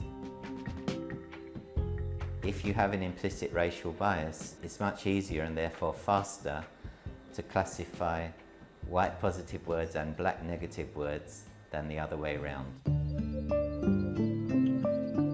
Then they put on a suit. So in the lab there's cameras around the walls, and these cameras are used to track particular markers that are stuck on the bodysuit. Once everything's ready, when they put on the head-mounted display, they'll be in an empty room with a mirror. And when they look in the mirror, they'll see a virtual body whose movements mirror their own movements. First, I felt strange, but later on, I feel comfortable with my new body. When I look at myself in the mirror with another color of my skin, I didn't realize, in fact, that it was not my real color. So after this period is finished, then the implicit association test starts again. This time they'll see it in the head-mounted display. What we're interested to see is if to give someone an experience of actually being a member of that minority group for a short time would change this implicit racial bias. When we embodied light-skinned people in a dark virtual body, their implicit racial bias decreased. The type of body you have seems to actually influence how you behave, what your thoughts are, and so on. So this is the really powerful thing that we're beginning to discover. So that's great. I mean, they're using AI. What it is that they're developing the AIs for the future to be more inclusive. They're basically, this is a way of testing something, right? This is a scientific test, basically, to find out if people have a higher stereotypical stereotype of different people and whether they diminish them or not because of the color of their skin. And they basically are proving that, hey, people do that as long as they don't see themselves as that. Once they see themselves as that, they're able to broach that into the world and not be, I guess, as racist. I think that racism is it's in everybody. There's a little bit of racism in everybody that you can always learn to not to go against, but it's not really racism. It's more like stereotyping people. Yeah. And I find it that this is the positive of all of this, is that you get to see different structures of science through AI. So I just didn't want to leave us with all of the negative parts of technology. I think that this is how science works. There's going to be consequences, unfortunately, to everything, but you can find a positive way to use it. Yeah. Yeah. It was interesting. It was definitely interesting. You know, the science in general, like like we said in the medical, it's a lot of that's medical and psychological impact on people. You know what I mean? Those things, they're okay. I don't have a problem with that. It's when people are trying to get financial gains or to manipulate situations. That's where I have a problem with technology. Other than that, if it's efficiency and it helps people in some way, like I said earlier, with businesses, if businesses are willing to invest in solutions that are there to help the actual employees or people in general, I'm cool with it. But that's the thing, man. Like, we live in like a crazy country, man. These people in this country, like 50% of them, I've noticed, are pretty crazy in this country, and like their agendas and their reasoning behind things it's scary. I don't want to give these people this power to be able to do some of this stuff that they do, and some of them are too stupid to really understand the long the long term effects of what some of this stuff can do. If these jobs aren't going to come back once they start doing some of this stuff, a lot of these jobs won't come back. So it's scary, man. I mean, but yeah, I love the positive stuff. I love it, especially if I'm using technology.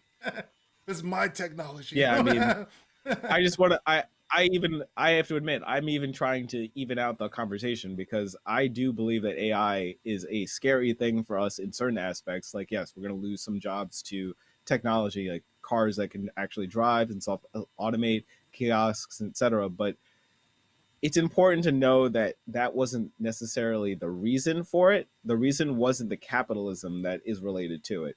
It is actually people who have scientific discovery built into them.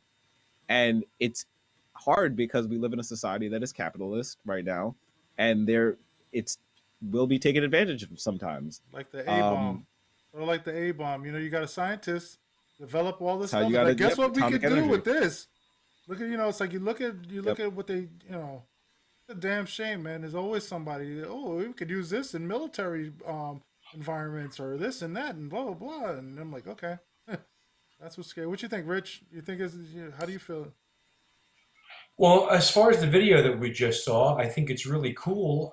I have to say, I don't think that the person that needs it is going to be the person that gets it. In other words, I think that if you're open enough to want this experience and to be engaged by this experience and to try to figure out, about implicit biases and how this works and the racial dynamics and all these different things. If you're motivated enough to do that and strap on that suit, you're probably not part of the problem.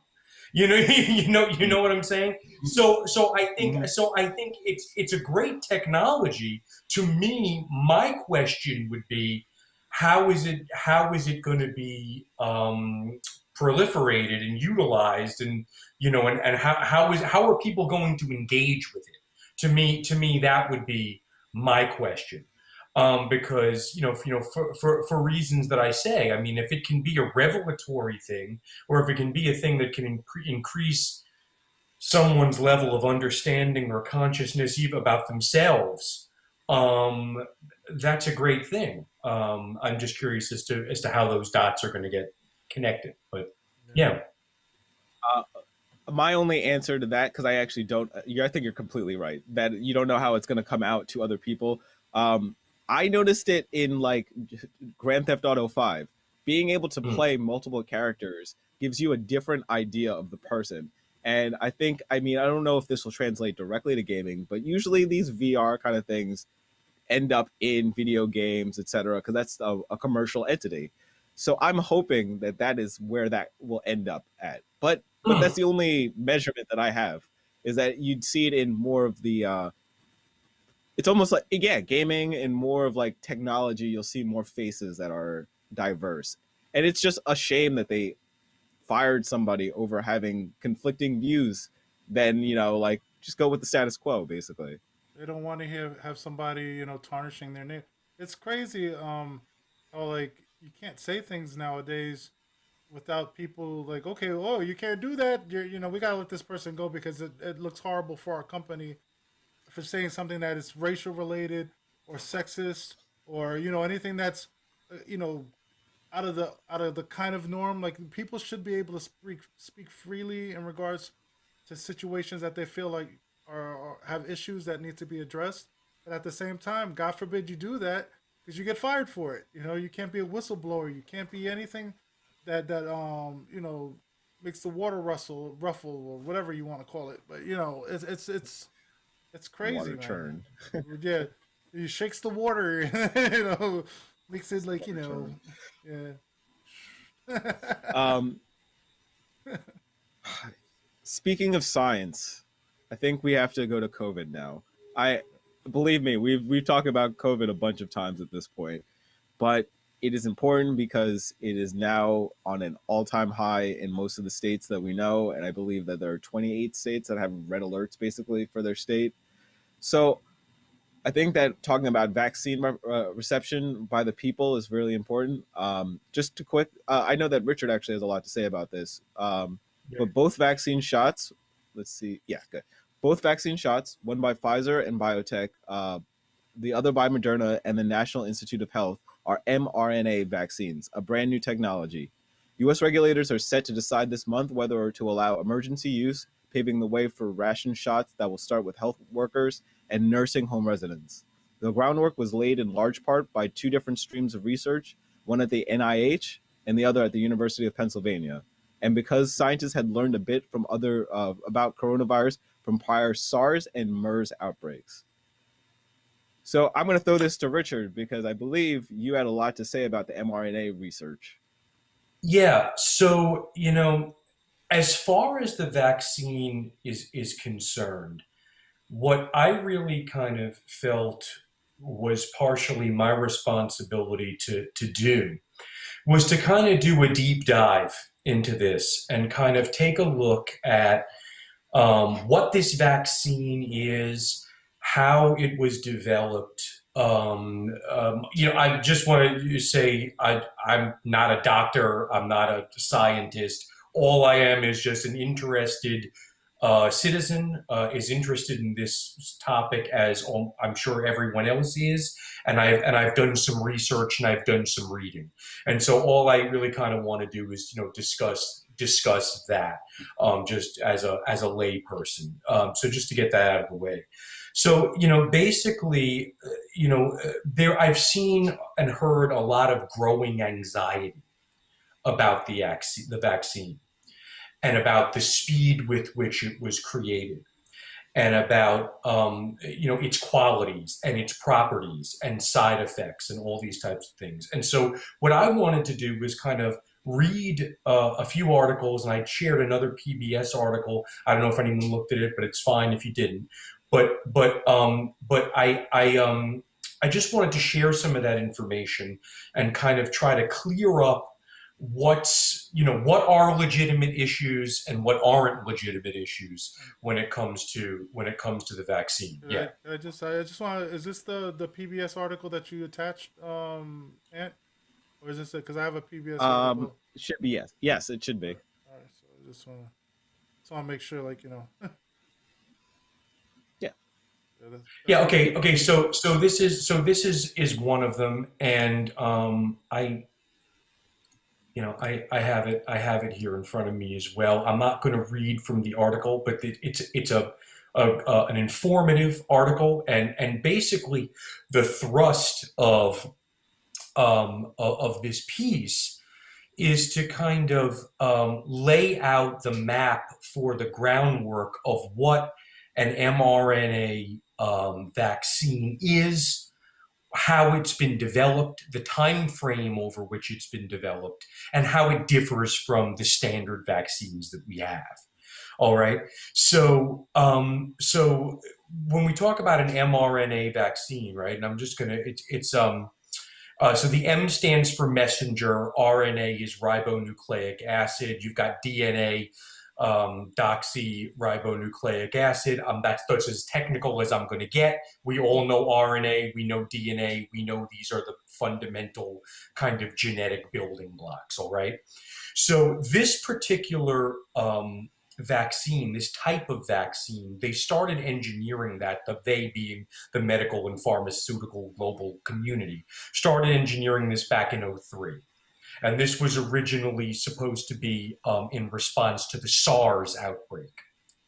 And financing dried up for it. In the past, there have been some technical challenges with mRNA vaccines. Not that there were any side effects or they were dangerous in any way, but in the past, they hadn't been as effective as traditional vaccines because there was a problem with the carrier component. The RNA dies very quickly. It has a very, very short kind of half-life when you try to use it in purposes, other than the natural purposes that in which it functions. So they had to find a carrier, like a binder or something to stabilize it. And so the pharmaceutical community and the people who did this research basically used fat balls, molecules of fat. Basically, they call them little, kind of bubbles. And that is the carrier, that's the vehicle for these RNA vaccines. So this is a modified pre-existing technology. All right, this is so just to kind of, dispel the kind of framework or the myth that this is something that was done in 6 months or 7 months. Yeah, it has been refit and retooled and repurposed for COVID-19. But the actual foundation of it and the type of vaccine has been in development for nearly 2 decades.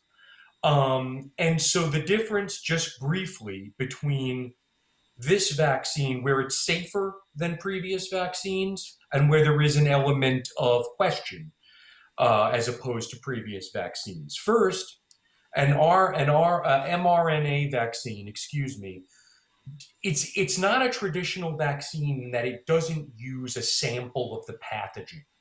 Okay, it's not based on administering a minimized or inert or altered version of the pathogen that you're trying to suspend, that you're trying to combat.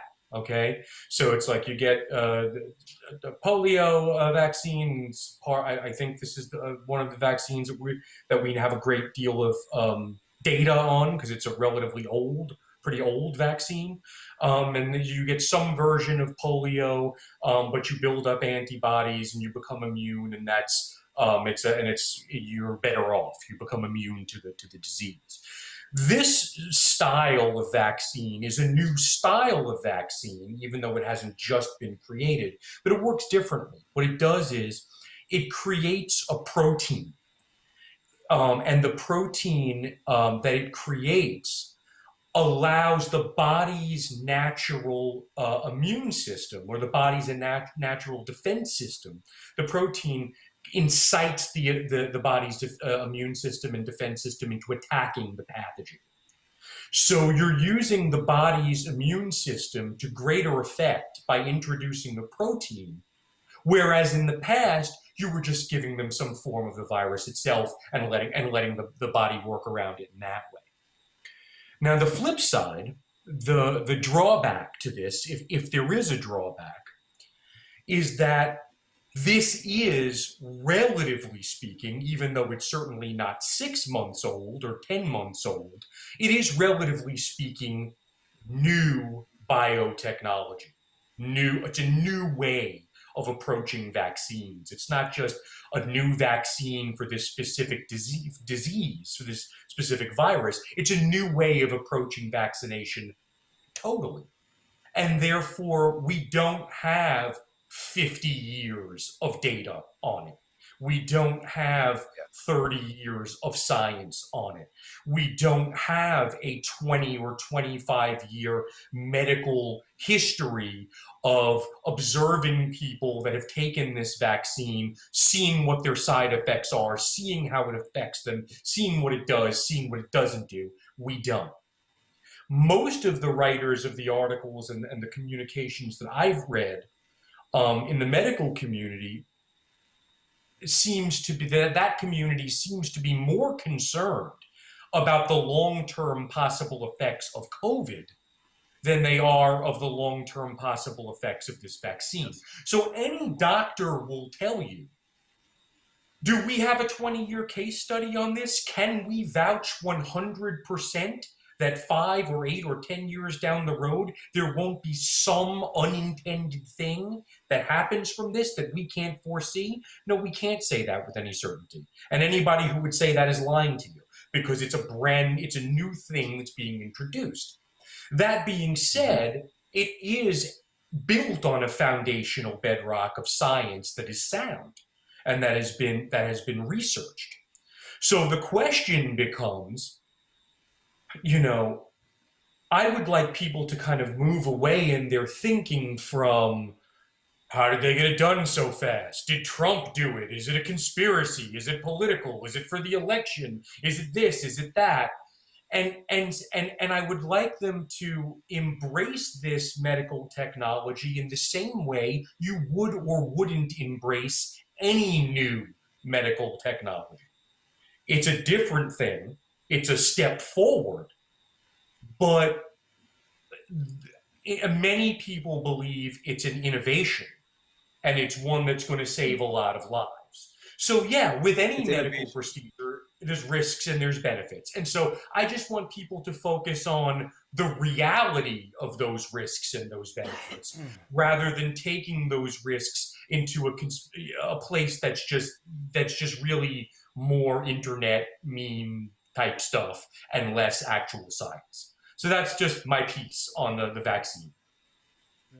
And actually, what's really relevant is that we have right after this, we have Letitia Wright, who is a Black Panther fame, basically.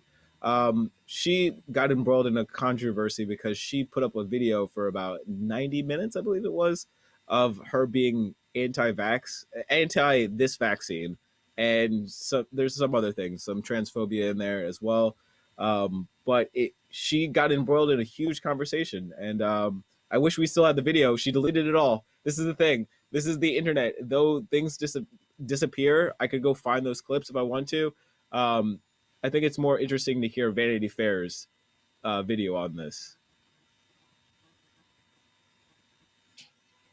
YouTube video disputing the legitimacy of the coronavirus treatment and vaccines in general.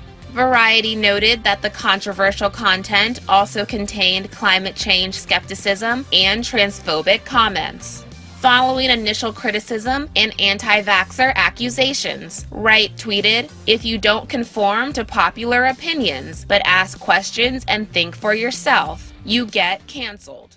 As the outrage continued, the 27-year-old actress doubled down on her point of view and argued, "You have every right to ask questions about what goes into your body, and ask questions until you feel you are ready." So what's insane is that she's just an actor. She shouldn't be giving up any advice at all on this. And I understand that she wanted to have a conversation about it, but it's clear that she's probably less affected by this than the other people who are just like her, who are Black and Latino in certain areas, who are being hit by these COVID numbers by an unfounded rate, So I just wanted to expose another, and not even expose. It's just, there is an interesting culture that I know is happening in Black communities where they don't believe in vaccines first. There's a fear from the Tuskegee experiment. There's just from any past expedition into medical research. They're worried about it, and I think it's scary. But it's important for me to enlighten people, us to enlighten people, that it's an effective vaccine. You already said all the things about the pathogens and the it actually being attached to the protein. So I don't have any of the. I'm not going to talk back and requote that, but I don't even know how, you don't even have to feel any way about this. But it's more like this is our cooldown sometimes, and you just need to hear like how ridiculous people are. She said her intentions were not to hurt anyone. Her only intention on posting the video was to raise her concerns that the vaccine contains, of what the vaccine contains and what we are putting in our bodies. It's a legitimate thing to say, but at the same time, it is not legitimate to go put out a video where you're discounting science just because I don't think she was looking for clicks either. I think that this is a true believer of, well, you got to be really worried about what the government is going to do to you. And I think that is something that we need to fight right now, is that the government can be bad to us, but the government isn't the end all be all. There are people involved with it, and they mostly want what's best for most people. Not always. If you're talking about money, that's a whole different story. But when you're talking about health, most people want the best outcome. Yeah. I want to make sure everything gets shut down. Go ahead. I'm sorry. No, I'm sorry. I mean, so yeah. I mean, I think that it's important to acknowledge that on some level, any time you seek medical treatment, there is a calculated risk. You can go under anesthesia and you can die.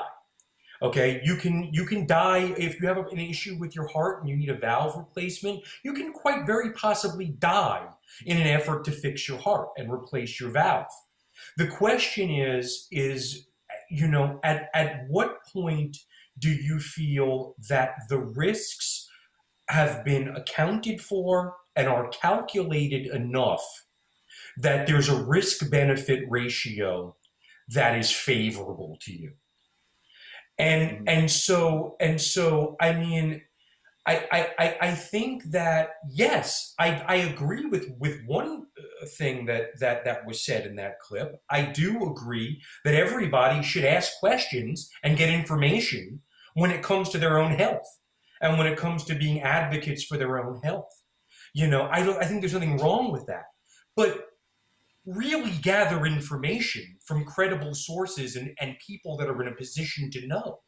In other words, just kind of vague, these kind of nebulous ideas that, vaccines are created in some kind of like government-funded dark fortress or something. I mean, these vaccines were created in tandem with biotech companies in Germany, and all different kinds of entities participated in this, over the last 2 decades. And so I mean, I have absolutely no problem with people having questions and seeking information and not necessarily taking, a public health policy at face value without learning about it. But I think that there's a difference between acquiring knowledge and perspective and learning and just being, fundamentally vaguely skeptical because of a some kind of personal experience or viewpoint that doesn't translate outside of yourself. Or oneself, you know what I mean? So that's kind of where I'm at. I think at this point, for anyone with any platform to run around saying blanketly, without any qualification, the vaccine's dangerous, it's going to hurt you, it's going to kill you. To me, I think that's irresponsible. I think that's grossly irresponsible. If you want to talk about legitimate concerns, well, let's talk about it. And the medical profession will talk about it too. But that's kind of where I'm at on that. Is I think when it comes to issues of public health, if we didn't really want to take the vaccine, we would do what they did in New Zealand. We would do what they did in Belgium, places like this, where we would shut down, we would wear our masks, we would have a policy in place where people wouldn't have to go out to work, We'd all isolate, and we'd flatten that curve. We've made it very clear as a population that we're not trying to do that. We've made it very clear that there is a segment of the population, a large segment of the population, that isn't going to wear a mask, that isn't going to socially distance, that is still going to go out and have that beer at that pub, or go out to that restaurant, or gather for Thanksgiving. And in the face of that, you got to kind of be vaccine friendly. It's tough to place both sides of the field. But so I'm done. I don't want to ramble on. What do you think is triggering a lot of that? You think it's I know part of it's the trust issues that over the years have just been trashed. You know what I mean? Over the years, a lot of people wanted to believe in government, and they feel all this stuff about pharmaceuticals robbing us, and all this other stuff that just keeps, it became huge over time, where people started losing trust. I think that's part of it. But also there's a degree of selfishness, and like, I don't know. I don't know what people are thinking, like if they really care about their family and friends. And I also think part of it is a lot of people aren't actually seeing what's happening. Like the percentages are so low, compared to the population, that people think that it's insignificant. They're like, oh, it's only like a 1% chance that blah, blah, blah, blah, blah. Other than that, it's just going to be, cold or something. And it's, I don't know what it is that these people want to compare it to, like a regular flu or whatever it is. When you look at the amount of people that have died in the last, let's say, almost a year now, it's ridiculous that people can even try to compare. They said like in a year, what is it, like 60,000 people die with the regular flu, right? It's like close to 60,000 or something like that. I know it's not anywhere Well, usually near. they die of complications from the flu, which is pneumonia. Yeah, and at the end of the day, it's like, I just feel like it's like you said, it's very irresponsible. It's very selfish that you're gonna do what you're doing, and you're not taking into consideration anybody that's on the front lines, and you're not taking into consideration the elderly, the people that are sick, or anything else, because you want to go do you. You know what I mean? I want to go out and have my beer, and I want to go out and party, and I saw a couple of videos on Facebook of people going to parties, and people's like, birthday parties, and I'm like, yo, are you crazy, man? That place is packed. I don't even know how they're even putting that stuff on. I mean, I'm not gonna be a snitch, because what's done is already done. God forbid anything happens to these people. But I see videos. But you got to stay away. Yeah, it's like I look at them like, okay, I'm not hanging out with you for a a good 2-3 weeks or whatever it is, because I saw what you were doing, and like, a lot of these people that I saw on these videos were against a lot of the stuff that's going on. They believe in protecting themselves and whatever, and then I see them out there partying, and I'm like, it's very, they're contradicting themselves. It's ridiculous, and it's very selfish. I want this over just as much as anybody else does. And either quarantine yourself, not quarantine, but isolate yourself, or take the damn vaccine, or just stay away from people. Do something, man. Like, I don't know what to tell them, but it's crazy. I can express the real numbers for you, since so the deaths in 2019 for the flu was 32,400. There are 286,000 deaths in COVID for this year. Wow. We're not even it's like apples and oranges we're talking about, and like, it's so ridiculous that you have. I understand Letitia Wright's position, even though I disagree with it wholeheartedly. I know what her fear is, and it's a lot of fear.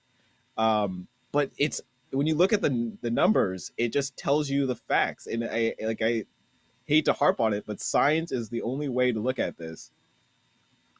Yeah, and there's also something.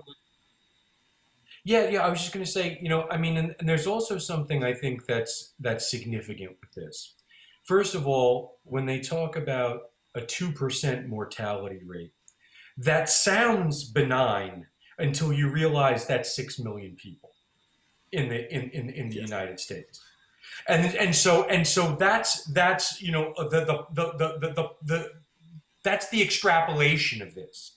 Okay, that's if left unchecked, and if spikes, maintained, and if public safety and public health is not met or addressed in any way, that's the path of this. Okay, it can kill up to 2%.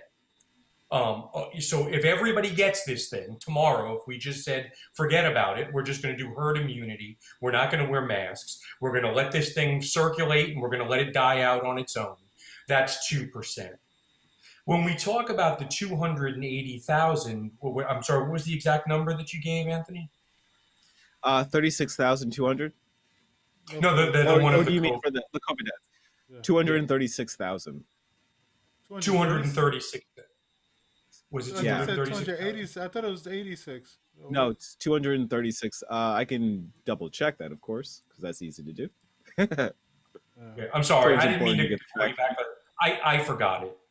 I keep hearing different, like, that's another thing that people see the numbers The changing. number keeps all over. moving.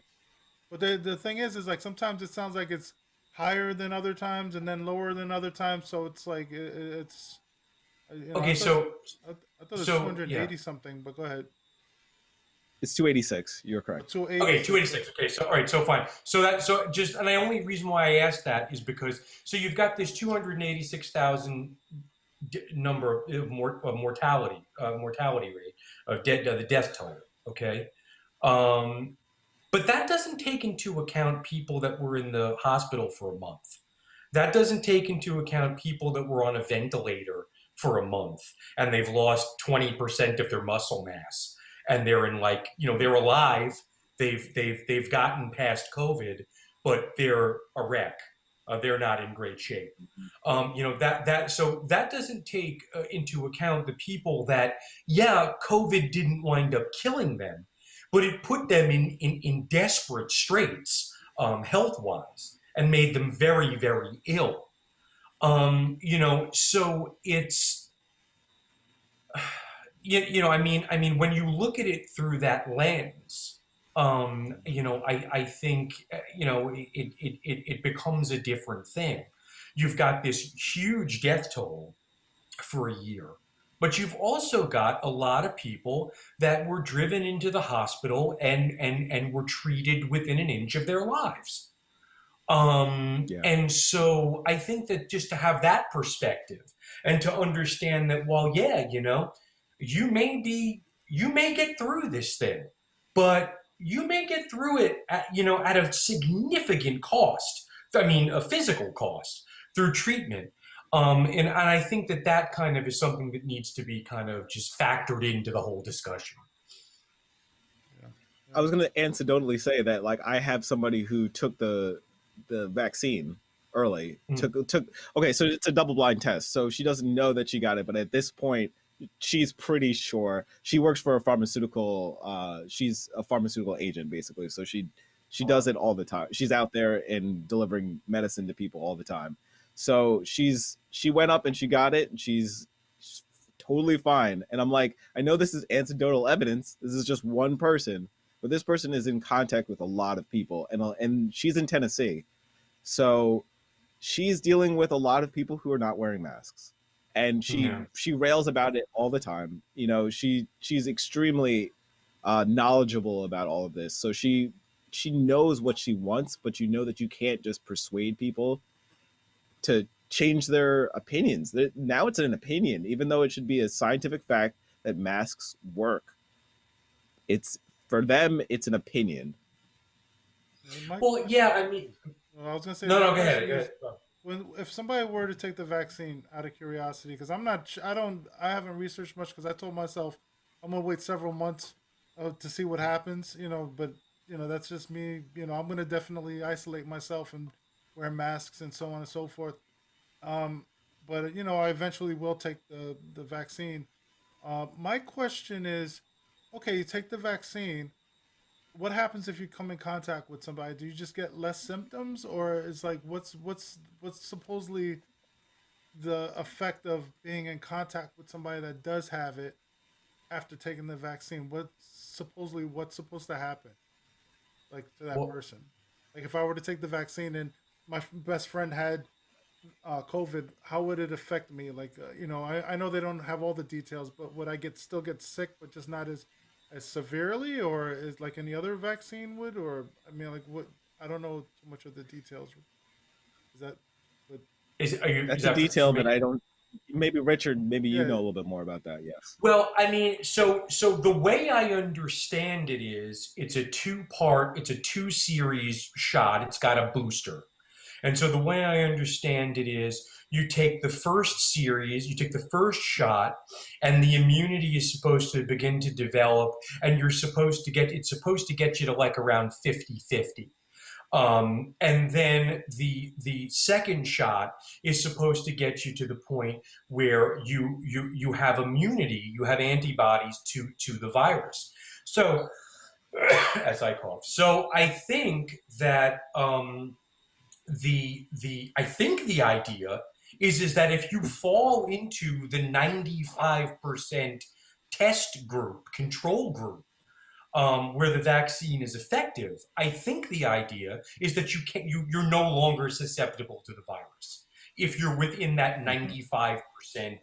95% window. There's a 5% group where this it will not be. I don't know whether that means that 5%. It's not, if it's not effective for that 5% at all, or if it's less effective. I don't know exactly what that number means, but I know that the numbers that they've been kicking around for both of the vaccines, both the Pfizer and the Moderna vaccine, has been 95% efficacy.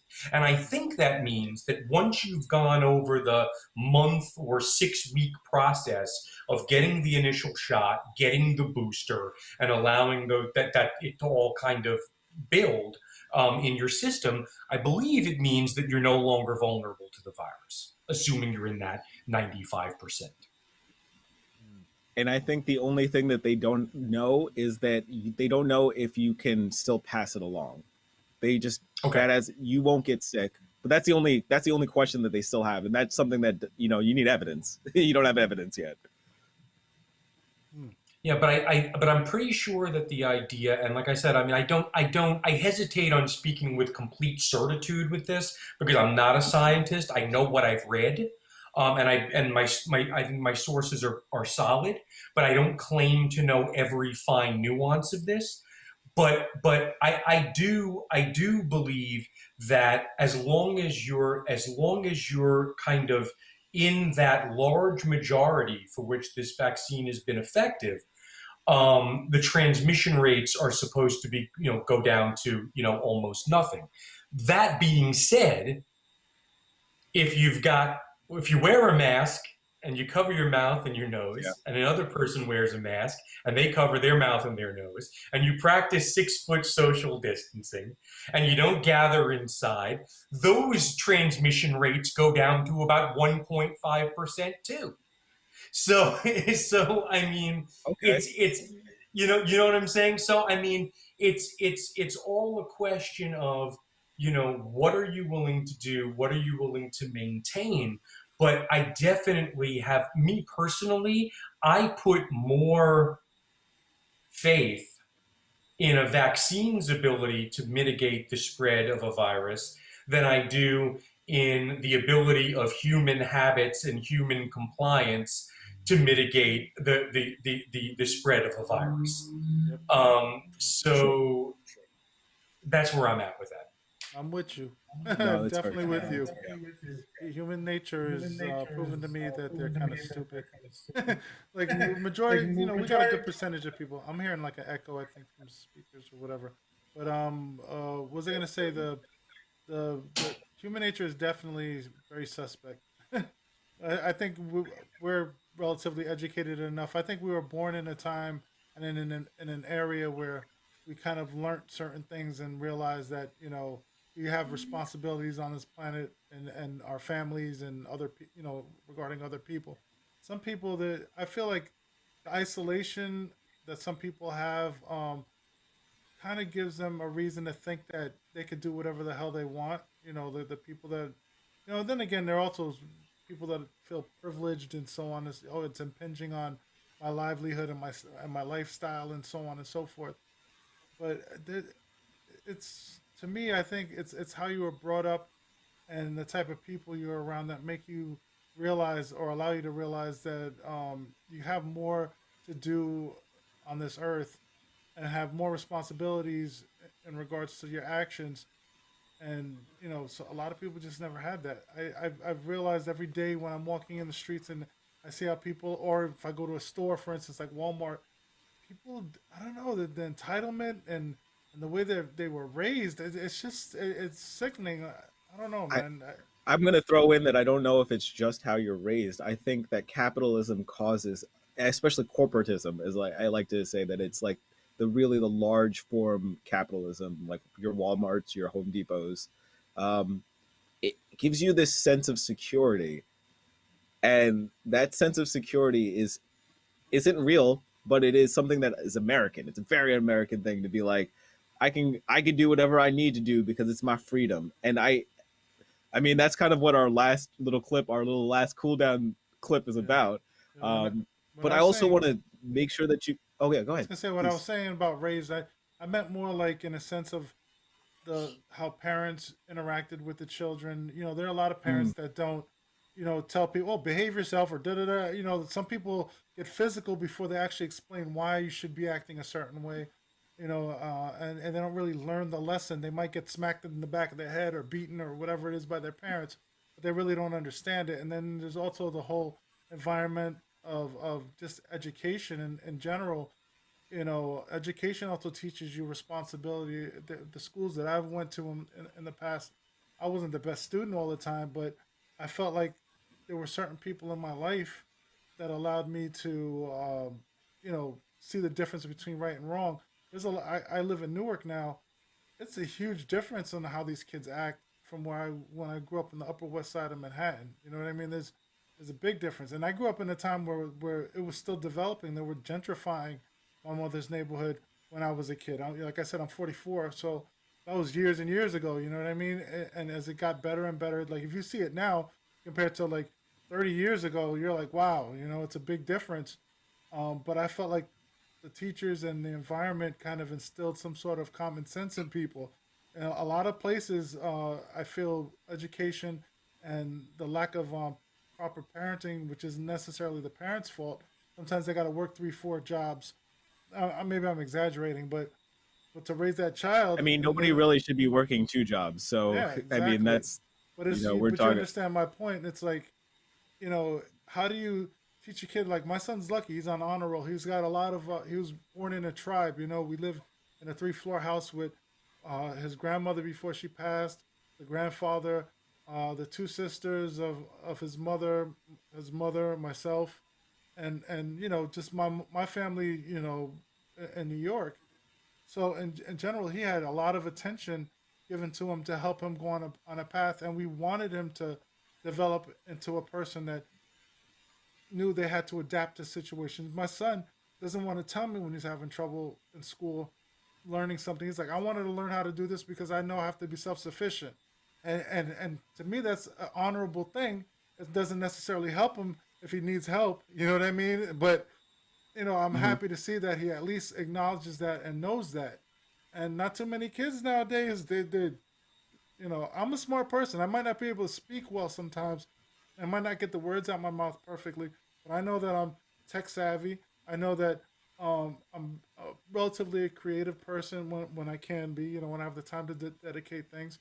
And I know how to adapt to situations. I don't let situations stop me. Like today, I'm exhausted. I had like 3 hours of sleep. I went to sleep at like 6 in the morning. I had to wake up early in the morning to go do other things, and I still came to do the show with you guys because I know it has to be done. We have to, in order to make a change, we have to do things. A lot of people don't get that. A lot of people don't um, understand the responsibility of that. And when it comes to this virus, they're like, "Oh, this is just a virus. It's a cold. This is not important to me. I don't care." I see people. My Teresa's friend goes to hookah lounges and stuff. He went away to I think Puerto Rico and was at hookah lounges, and I'm like, "You're inhaling things with other people in You're Puerto." sharing it. Yeah, you're Yo, I'm sharing a like, "Are Huga. you out of your effing mind?" I'm like, "Yo."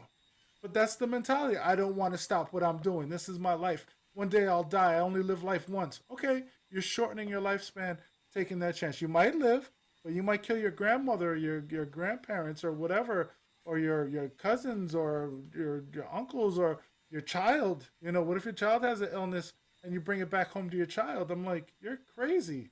I'm sorry. I could deal with it. This isn't prison. It's not like I'm forced into this. I'm choosing to do this. You know, a lot of people feel like we've heard it in other things that we were talking about before. How people compare this to slavery and jail and all that other stuff. And I'm like, are you out of your mind? Like, there's a lot worse conditions in there, and those people are suffering from COVID too right now. So I'm like, what the hell are you talking about? You know, It could be it's worse. You could have COVID in actual jail. Yeah. So. exactly. You could be in jail, right? And then Jeez, yeah. I mean oh, that's a whole discussion. I've held back that discussion because I wanted to be with criminal justice reform. If we talk like I'll have a whole session about criminal justice reform. COVID-19 is killing prisoners by the thousands at this point, and it's a petri dish. I mean, it's made to be a petri dish because we don't have sustainable criminal rights like laws for these people. They don't care how our prisoners are kept. They would love to give them, jobs at a very low rate so that they can serve the people somehow. But at the same time, you're never going to be, honored again when you get out of the prison. And that's kind of like when you were talking about reforming the police, that's a huge thing too, because it's reforming the whole justice system and how we treat prisoners and all of that. I unfortunately we might need to release more people from prison just not in to my backyard. That's help what with people COVID. think, right? They're like, not in my backyard. Exactly. Keep them there. Keep them there. I don't know. Like, that's the mentality people have. But if it was their child, they'd be like, oh, please take them out. Please, we don't want them to get sick and die in there. You know, it's like they don't understand Yeah. because a lot of people don't. Like, I've had, when I did Uber driving, they don't understand like what other people go through in different walks of life.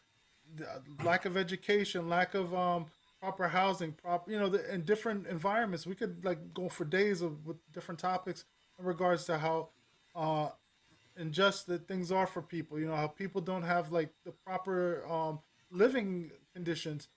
And then when it comes to prisons, oh, we don't want them back here. You know, the whole conservative mindset is law and order. We don't want those people going to. We'll keep the suburban wives safe. You know, like that was one of their talking points. I'm like, what? I'm like, but what? Like, there's people that were born in quote unquote suburban areas that went to jail too. You know, don't act like people don't. I don't know, man. It's there's so many It's hard. different We're talking about angles. compassion too. Yeah, We're yeah, talking about compassion at the same time, and it's yeah. very difficult because our system is not made to be a compassionate system. But It's people, made it's not just a to system. It's the public, like the way they've made people in the public. It's we literally have 50% of the country that has, I feel, has no compassion to certain things. That they whatever they feel is right is what it is, but they don't want to see outside of that box or that bubble that they're in, and it's scary because you still got to live with these people. Like, you want to make these people's lives miserable. What's it gonna do? There's a cause and effect for everything, right? Like, if you don't give people food, shelter, a decent job, or whatever it is, what do you think these people are gonna do? You don't want to give them that stuff, but you want things to be perfect for you. So what? You're gonna just put them in jail and let them die? That's the mentality. And most of these people are quote unquote religious people, and yet they're not willing to find better, more humane solutions to the problem, which could be a lot easier by giving them jobs, or helping them eat. I talked to you about the driving in Newark, that they fine people for giving people money in the streets. They yes. find the homeless person. I think it's close to $500, and they find the drivers. I think I don't know if it was 50 or 100. I don't remember the exact numbers, but it's ridiculous. You're gonna find me for trying to help somebody that needs help, and then you're gonna find the person that needs help like like 10 times as much money or whatever it is. Maybe I'm exaggerating, but the I mean, percentages are. basically you're punishing the solicitor higher than you're punishing. It doesn't even matter. Nobody should be punished for it anyway. No, But it's it's ridiculous. punishing the solicitor. It's Yeah. it's ridiculous, man. And like back in the days, I didn't care. I think a lot this society with technology, like we were talking about earlier, the patience of people and the fact that people want things instantaneously. They don't want to be bothered by things. They want this type of like bubble, but they want to be seen all over the place for whatever reason. It's like a reverse crazy thing. Like everybody wants attention, but they don't want to have to deal with anything. You know what I mean? Like kind of mentality. And then when it comes to other people, it's like they could care less about it. It's just I don't know, man. It breaks my heart to think about what my son's future is going to be like if it keeps going in this direction. It really does. I I know actually that. have a lot more faith in I have a lot more faith in the youth than I think. I don't have faith in my own generation. I have a lot But of what are faith they in handing? these young What are they people. going to have? It's one thing. Like I am not sure. That is a fact. progressive mentalities. Like I'm a progressive. I'm a democratic socialist. You know my beliefs. And at the end of the day, I know what people. Everybody should have a level playing field. I think all three of us here are very similar, like-minded people in regards to what people deserve and what they should have, at least as a starting point. But they're not even allowing that now. They're not giving a stimulus. They're putting people that were in decent condition into the poverty class or Cycle. whatever. Yeah, cycle or whatever. So what is our children going to have? What are the opportunities? They're giving people automated jobs. Jobs where less people are necessary. It's scary, man, and that's why I try to teach my son, for instance. Um, you have to adapt. You have to, like, if you see a problem, try to figure out a way around it. You know what I mean? A lot of people aren't taught that, and I think that's more of that old school mentality. I think the new school mentality sees the problem, but if you excuse my language, if you hand them shit and you expect them to do something with that, you know what I mean? It's not going to. What are they going to do with it? They can't do anything with. You got to give them something so that they could build and create.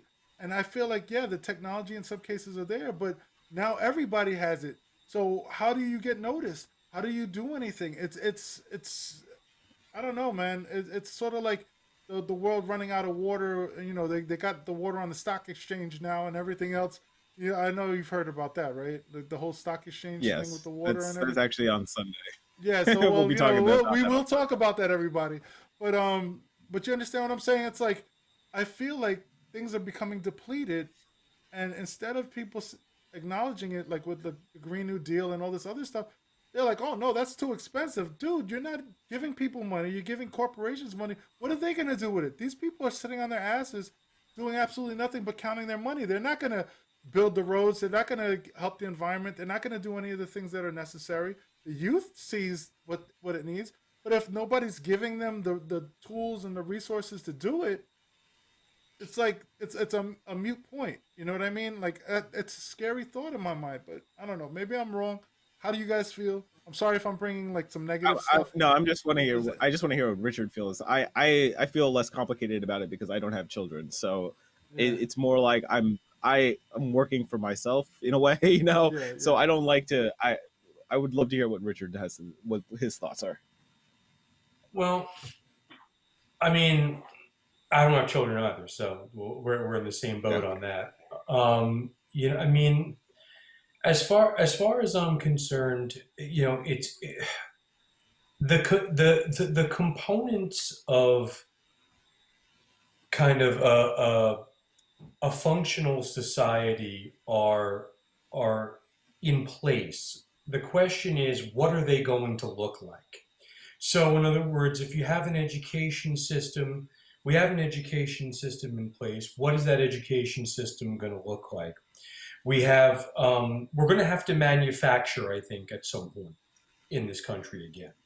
Mhm. I think somewhere along the line, we got the idea that it wasn't great to work in a factory, that somehow there was some kind of qualification on labor, that if you were uh, charged with maintenance or production or anything that you do with your hands or any kind of work in this way, that there was somehow a myth perpetuated that it was less than whatever the efforts were of a person that went to an office and sat in a desk and did work that was removed from that physical environment. And to me, I think that's a myth that's time has come and gone. I think that eventually we're going to have some kind of a production and manufacturing apparatus back in the country. What is that going to look like? Hopefully, it's going to be about making, solar panels and wind turbines and, great, highly functional electric cars for $5,000. And, hopefully it's going to be technology driven, and driven by environmental consciousness and driven by progressive labor standards and policies. But the question that remains is, what are people going to do for a living? We can't have a society of only consumers, because eventually, you have nothing left to consume, or what you do consume becomes of a standard that it's either undesirable or unsafe. But B, there has to be an economic base from which to interact with commerce. So, it's great to, have a company that makes compact automobiles and is making hundreds of $billions in profit. But if nobody can afford to buy the product that you're producing, it becomes problematic. The same thing, with toxic assets, and as far as banking is concerned, it's all well and good to tell people, that you're not going to restructure their loan, that you're not going to work with them as a customer, that you're not going to engage in that process, and if you and repossess or foreclose on a house. But then you've also now got a house that nobody lives in, that's not producing any revenue for you as a corporate entity. Yep. And so what should that look like? Well, by the strict market, that bank, that financial entity should fail. That's by the strict, edicts of pure capitalism and of the market. So what did actually happen in 2008? Well, the banks got their money all ways possible, right? They took the assets, they seized the assets, then they got payment for the assets from the tax dollars of the same people that they foreclosed on and evicted from these assets. So I don't think that any of the basic infrastructure that we rely on as a society is going to crumble and go away. But what I do think is, I think that it needs to be adapted in a way that it takes a symbiosis into account. That there's government, and there's the market, and there's people, and these things have to coexist.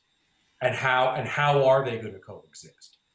So to me, I don't claim to have the answer for that question, but I think that one of the main issues that we have right now is that we have limited outlets for our labor force, and the labor force that we do have is exploited and undervalued. So there needs to be a balance between production and labor. And I think once we find that balance, I think the future will look a lot less scary. My thought on it. I agree with like Yeah. 99% of that. The only problem I feel is the people running the show don't seem to have a clue what the hell to do with it. Like in regards to politicians, and like we really need to like hopefully, like I said, with the show and like other things that we do as individuals, we need to help push people in a direction, and other people, maybe community driven, to do exactly that, to get people in a position where they can actually make these changes. I it's great to think that, and I agree with you. We do need manufacturing jobs because we shouldn't be outsourcing. They've done it for so many years. That's what's kind of screwed us up right now with this COVID stuff. We could have had a lot of this stuff if we weren't expecting it to come in from China or wherever else. But at the end of the day, even if we start the manufacturing jobs, like the fact that inflation or whatever it is, the fact that nobody has a living wage we have to fix those problems. You can give these people, $10 an hour jobs, but if the cost of living goes up, it's not really going to amount to much. You know what I mean? Because they're not going to give you but so much for manufacturing in theory, especially if people can't consume. It's like they created a situation where there's a huge hole that we need to fill, and a lot of it has to deal with the people that are in charge. Like if Bernie, in my mind, if Bernie would have accomplished what he wanted to do, um, we could have been in a really good place. I don't think Biden is necessarily going to take us in that direction. I think he's going to give us some sanity back, but I think his mentality is very center right, and that's not really going to benefit the people that are struggling right now. I mean, I know it's going to help some of them, but a lot of people are going to fall through the cracks, and that's scary. I hope by 2024 we can have a big change in government, but it's going to take a lot. A lot of people that I don't know. It's scary. I think that I there's going mean, to be that's a complex argument about 2024 because 2024 could be a referendum on the people who are Trump supporters, actually, who are going to come out in a larger group, and we're not going to have a great candidate. But honestly, that's a long form discussion about about the no, I know. politics of the two party I'm just system. saying in general, like in regards to what we've been talking about, I just feel like, that's where we have a huge dilemma is that we don't have, it's like you want a professional handling what needs to be done. I feel like we have people that have their own agendas or they don't know what the hell they're talking about. Like I said earlier with Mark Zuckerberg, asking him some stupid ass questions. Oh, why do you do this? And blah, blah, blah, blah, blah. And I'm like, dude, everybody's doing that now. That's old. Like the information thing was for information, getting your information. It wasn't just to inform you. It was because they wanted your information so they can make money off of you. But that's old. Like we've known that since AOL almost. If people can manipulate something then, they would have done it then. But now it's just easier. The technology is faster. They could scoop up things a lot quicker. They could do it in so many different fashions without you even knowing that it's happening, and those people are profiting. Those people that with that mentality, that mindset, that can the intelligence enough to do that, can do that. But in regards to how much, what's the percentage of this country that's nowhere near that type of intelligence, has that intelligence, or is just like we said, they're consumers, but they don't really think for themselves. You know what I mean? They want to take things. I love my iPhone. I love this. I love that. It allows me to do all this amazing things, and it's good for those that are creative and can adapt to situations. But what are the percentages of this country that are actually like that? And that's what scares me. I think that like Rich said that, and everybody says, well, actually, it was you, Anthony, that said it, but I'm sure Rich feels it too, and I feel it in some degree too. The youth has a huge potential if you give them the tools. I just feel like, you know, we got people that don't want to give them mine. I don't want you to have these tools because if I give you the tools, you're gonna take what I have. That's the type of government I feel we're in right now. That they're penny wise and pound foolish. They're looking at situations in the wrong with the wrong lenses, and we're screwed from it because we got idiots that we elected. I mean, I wouldn't even say they're idiots. They have their own agendas. They're smart enough to know what they're doing, but they don't see the cause and effect of it. And I don't know. I don't I know. A mean, lot this of is a good throw to our last video because it's not just the government. I think you are right that it's not just the government. There are a certain segment of people who are willing to stay uneducated. And the last video that we have definitely shows that. It's kind of funny too. Let's just be honest. which one is which one am I? Uh, Apologize. I know we're jumping around, so I don't. I see the list of the stuff, Oh, but VC6. It's the last one. VC6. All right, let me know when you want me to put it on. Oh, But go for it because this go is for just it. a laugh now. Because Oh, in some way you have to laugh at pain. okay, cool. Okay. We don't have the vibrational frequency to get COVID? Correct. Do you know that everything in this universe vibrates and is alive? There is life with that. That's what I'm talking about. I don't put life into COVID. I'm not going to wear a mask. I'm not going to wear a mask either. I never wear a mask. But we're not going to wear them. Ever.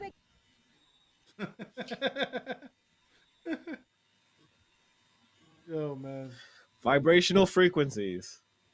That's Yeah. where we're at. We're back at like an area of skepticism of science to the point of not even religion. I would call this I don't even know what to call it. You think it's not even hippie culture anymore at that point, because there's it's just them believing in some kind of spiritual entity, which is Donald Trump, it seems to be, in their opinion, will save them from an obvious thing that doesn't have a pandemic. Doesn't care about your feelings, doesn't care about where you are.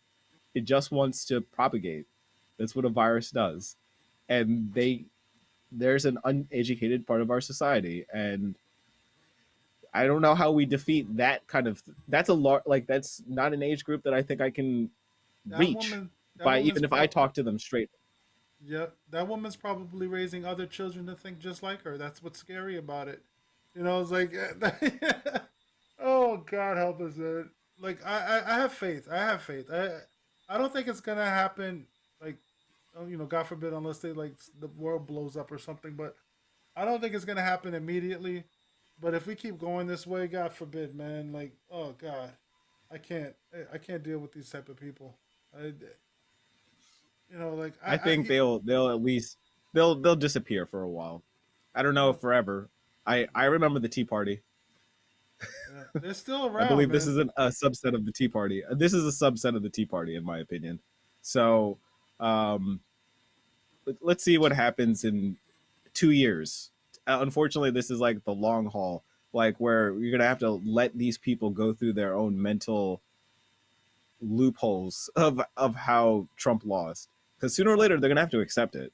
Yeah, but Trump TV is not going to let them. Yeah, that's what's scary about it. He's coming back with a vengeance. He's going to be spewing his propaganda. Oh God. Oh my God. And that's entertaining, and that's what they love. I don't get that, man. I don't get that. I for the last 4 years, I feel good. Don't get me wrong. This is this type of thing to know that in a couple of weeks he'll be gone, in theory. You know what I mean? But like those 4 years. Richard, do you think he's going to be gone? Do you think he'll finally get out of there? I think as time progresses, I'm less and less worried about it. I think about 2 months ago, I was a heck of a lot more worried about whether or not, what the election was going to look like. But, as this record popular voting total came in, and as the electoral votes came in, and as his lawsuits have been dismissed now by the dozen, I'm feeling much better about the fact that he doesn't seem to have a foothold on a coup or any kind of government overthrow or anything like that. But yeah, it was dicey there for a while. There was a 2 or 3 month window there before the election where, yeah, it was definitely in question. I wasn't really sure how it was all going to play out, but I'm more and more comfortable that he's gonna. What do you feel about after? How do you feel about after he's gone? Do you think he's gonna go and disappear like the dodo, or you think he's gonna come back with a vengeance? Like that's the thing I'm afraid of. Like, this seems to be I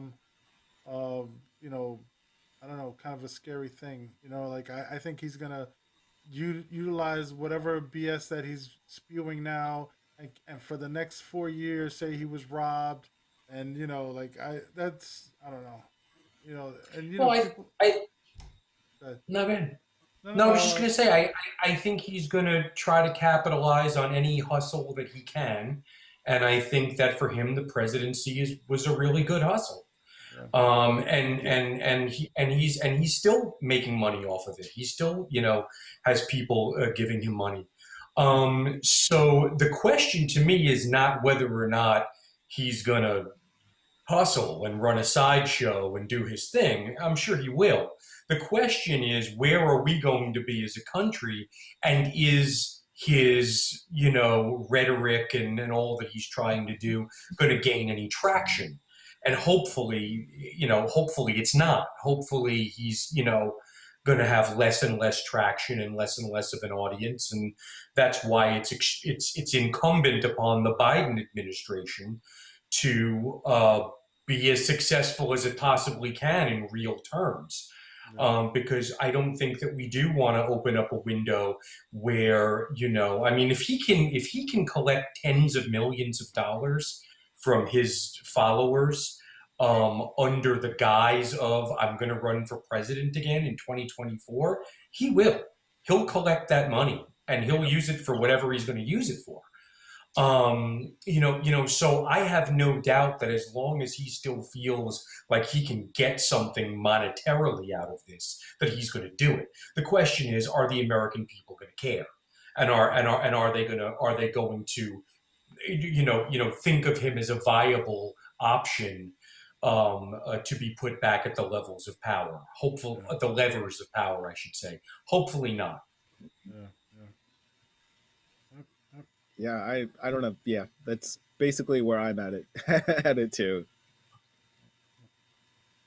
So I guess we should wrap up for the day because we've been at it. This is a good discussion that we had about technology and COVID. We pulled a good 2 hours right there. So I want to say thank you for joining us today. We're looking to just grow continuously. Yes. So Richard and I just want to make sure to say thank you to Richard too. Thank you for joining us. Great. Yeah, it was great. You're welcome. It was great being here. Thanks. All right, so I'm gonna cut off and play out a little bit. Everybody stay online. I'm just gonna end the stream afterwards, but stay online afterwards. Yeah, okay? I'm gonna cut this, so it'll be fine. Okay. Let me know when you're good. Yeah, there we go.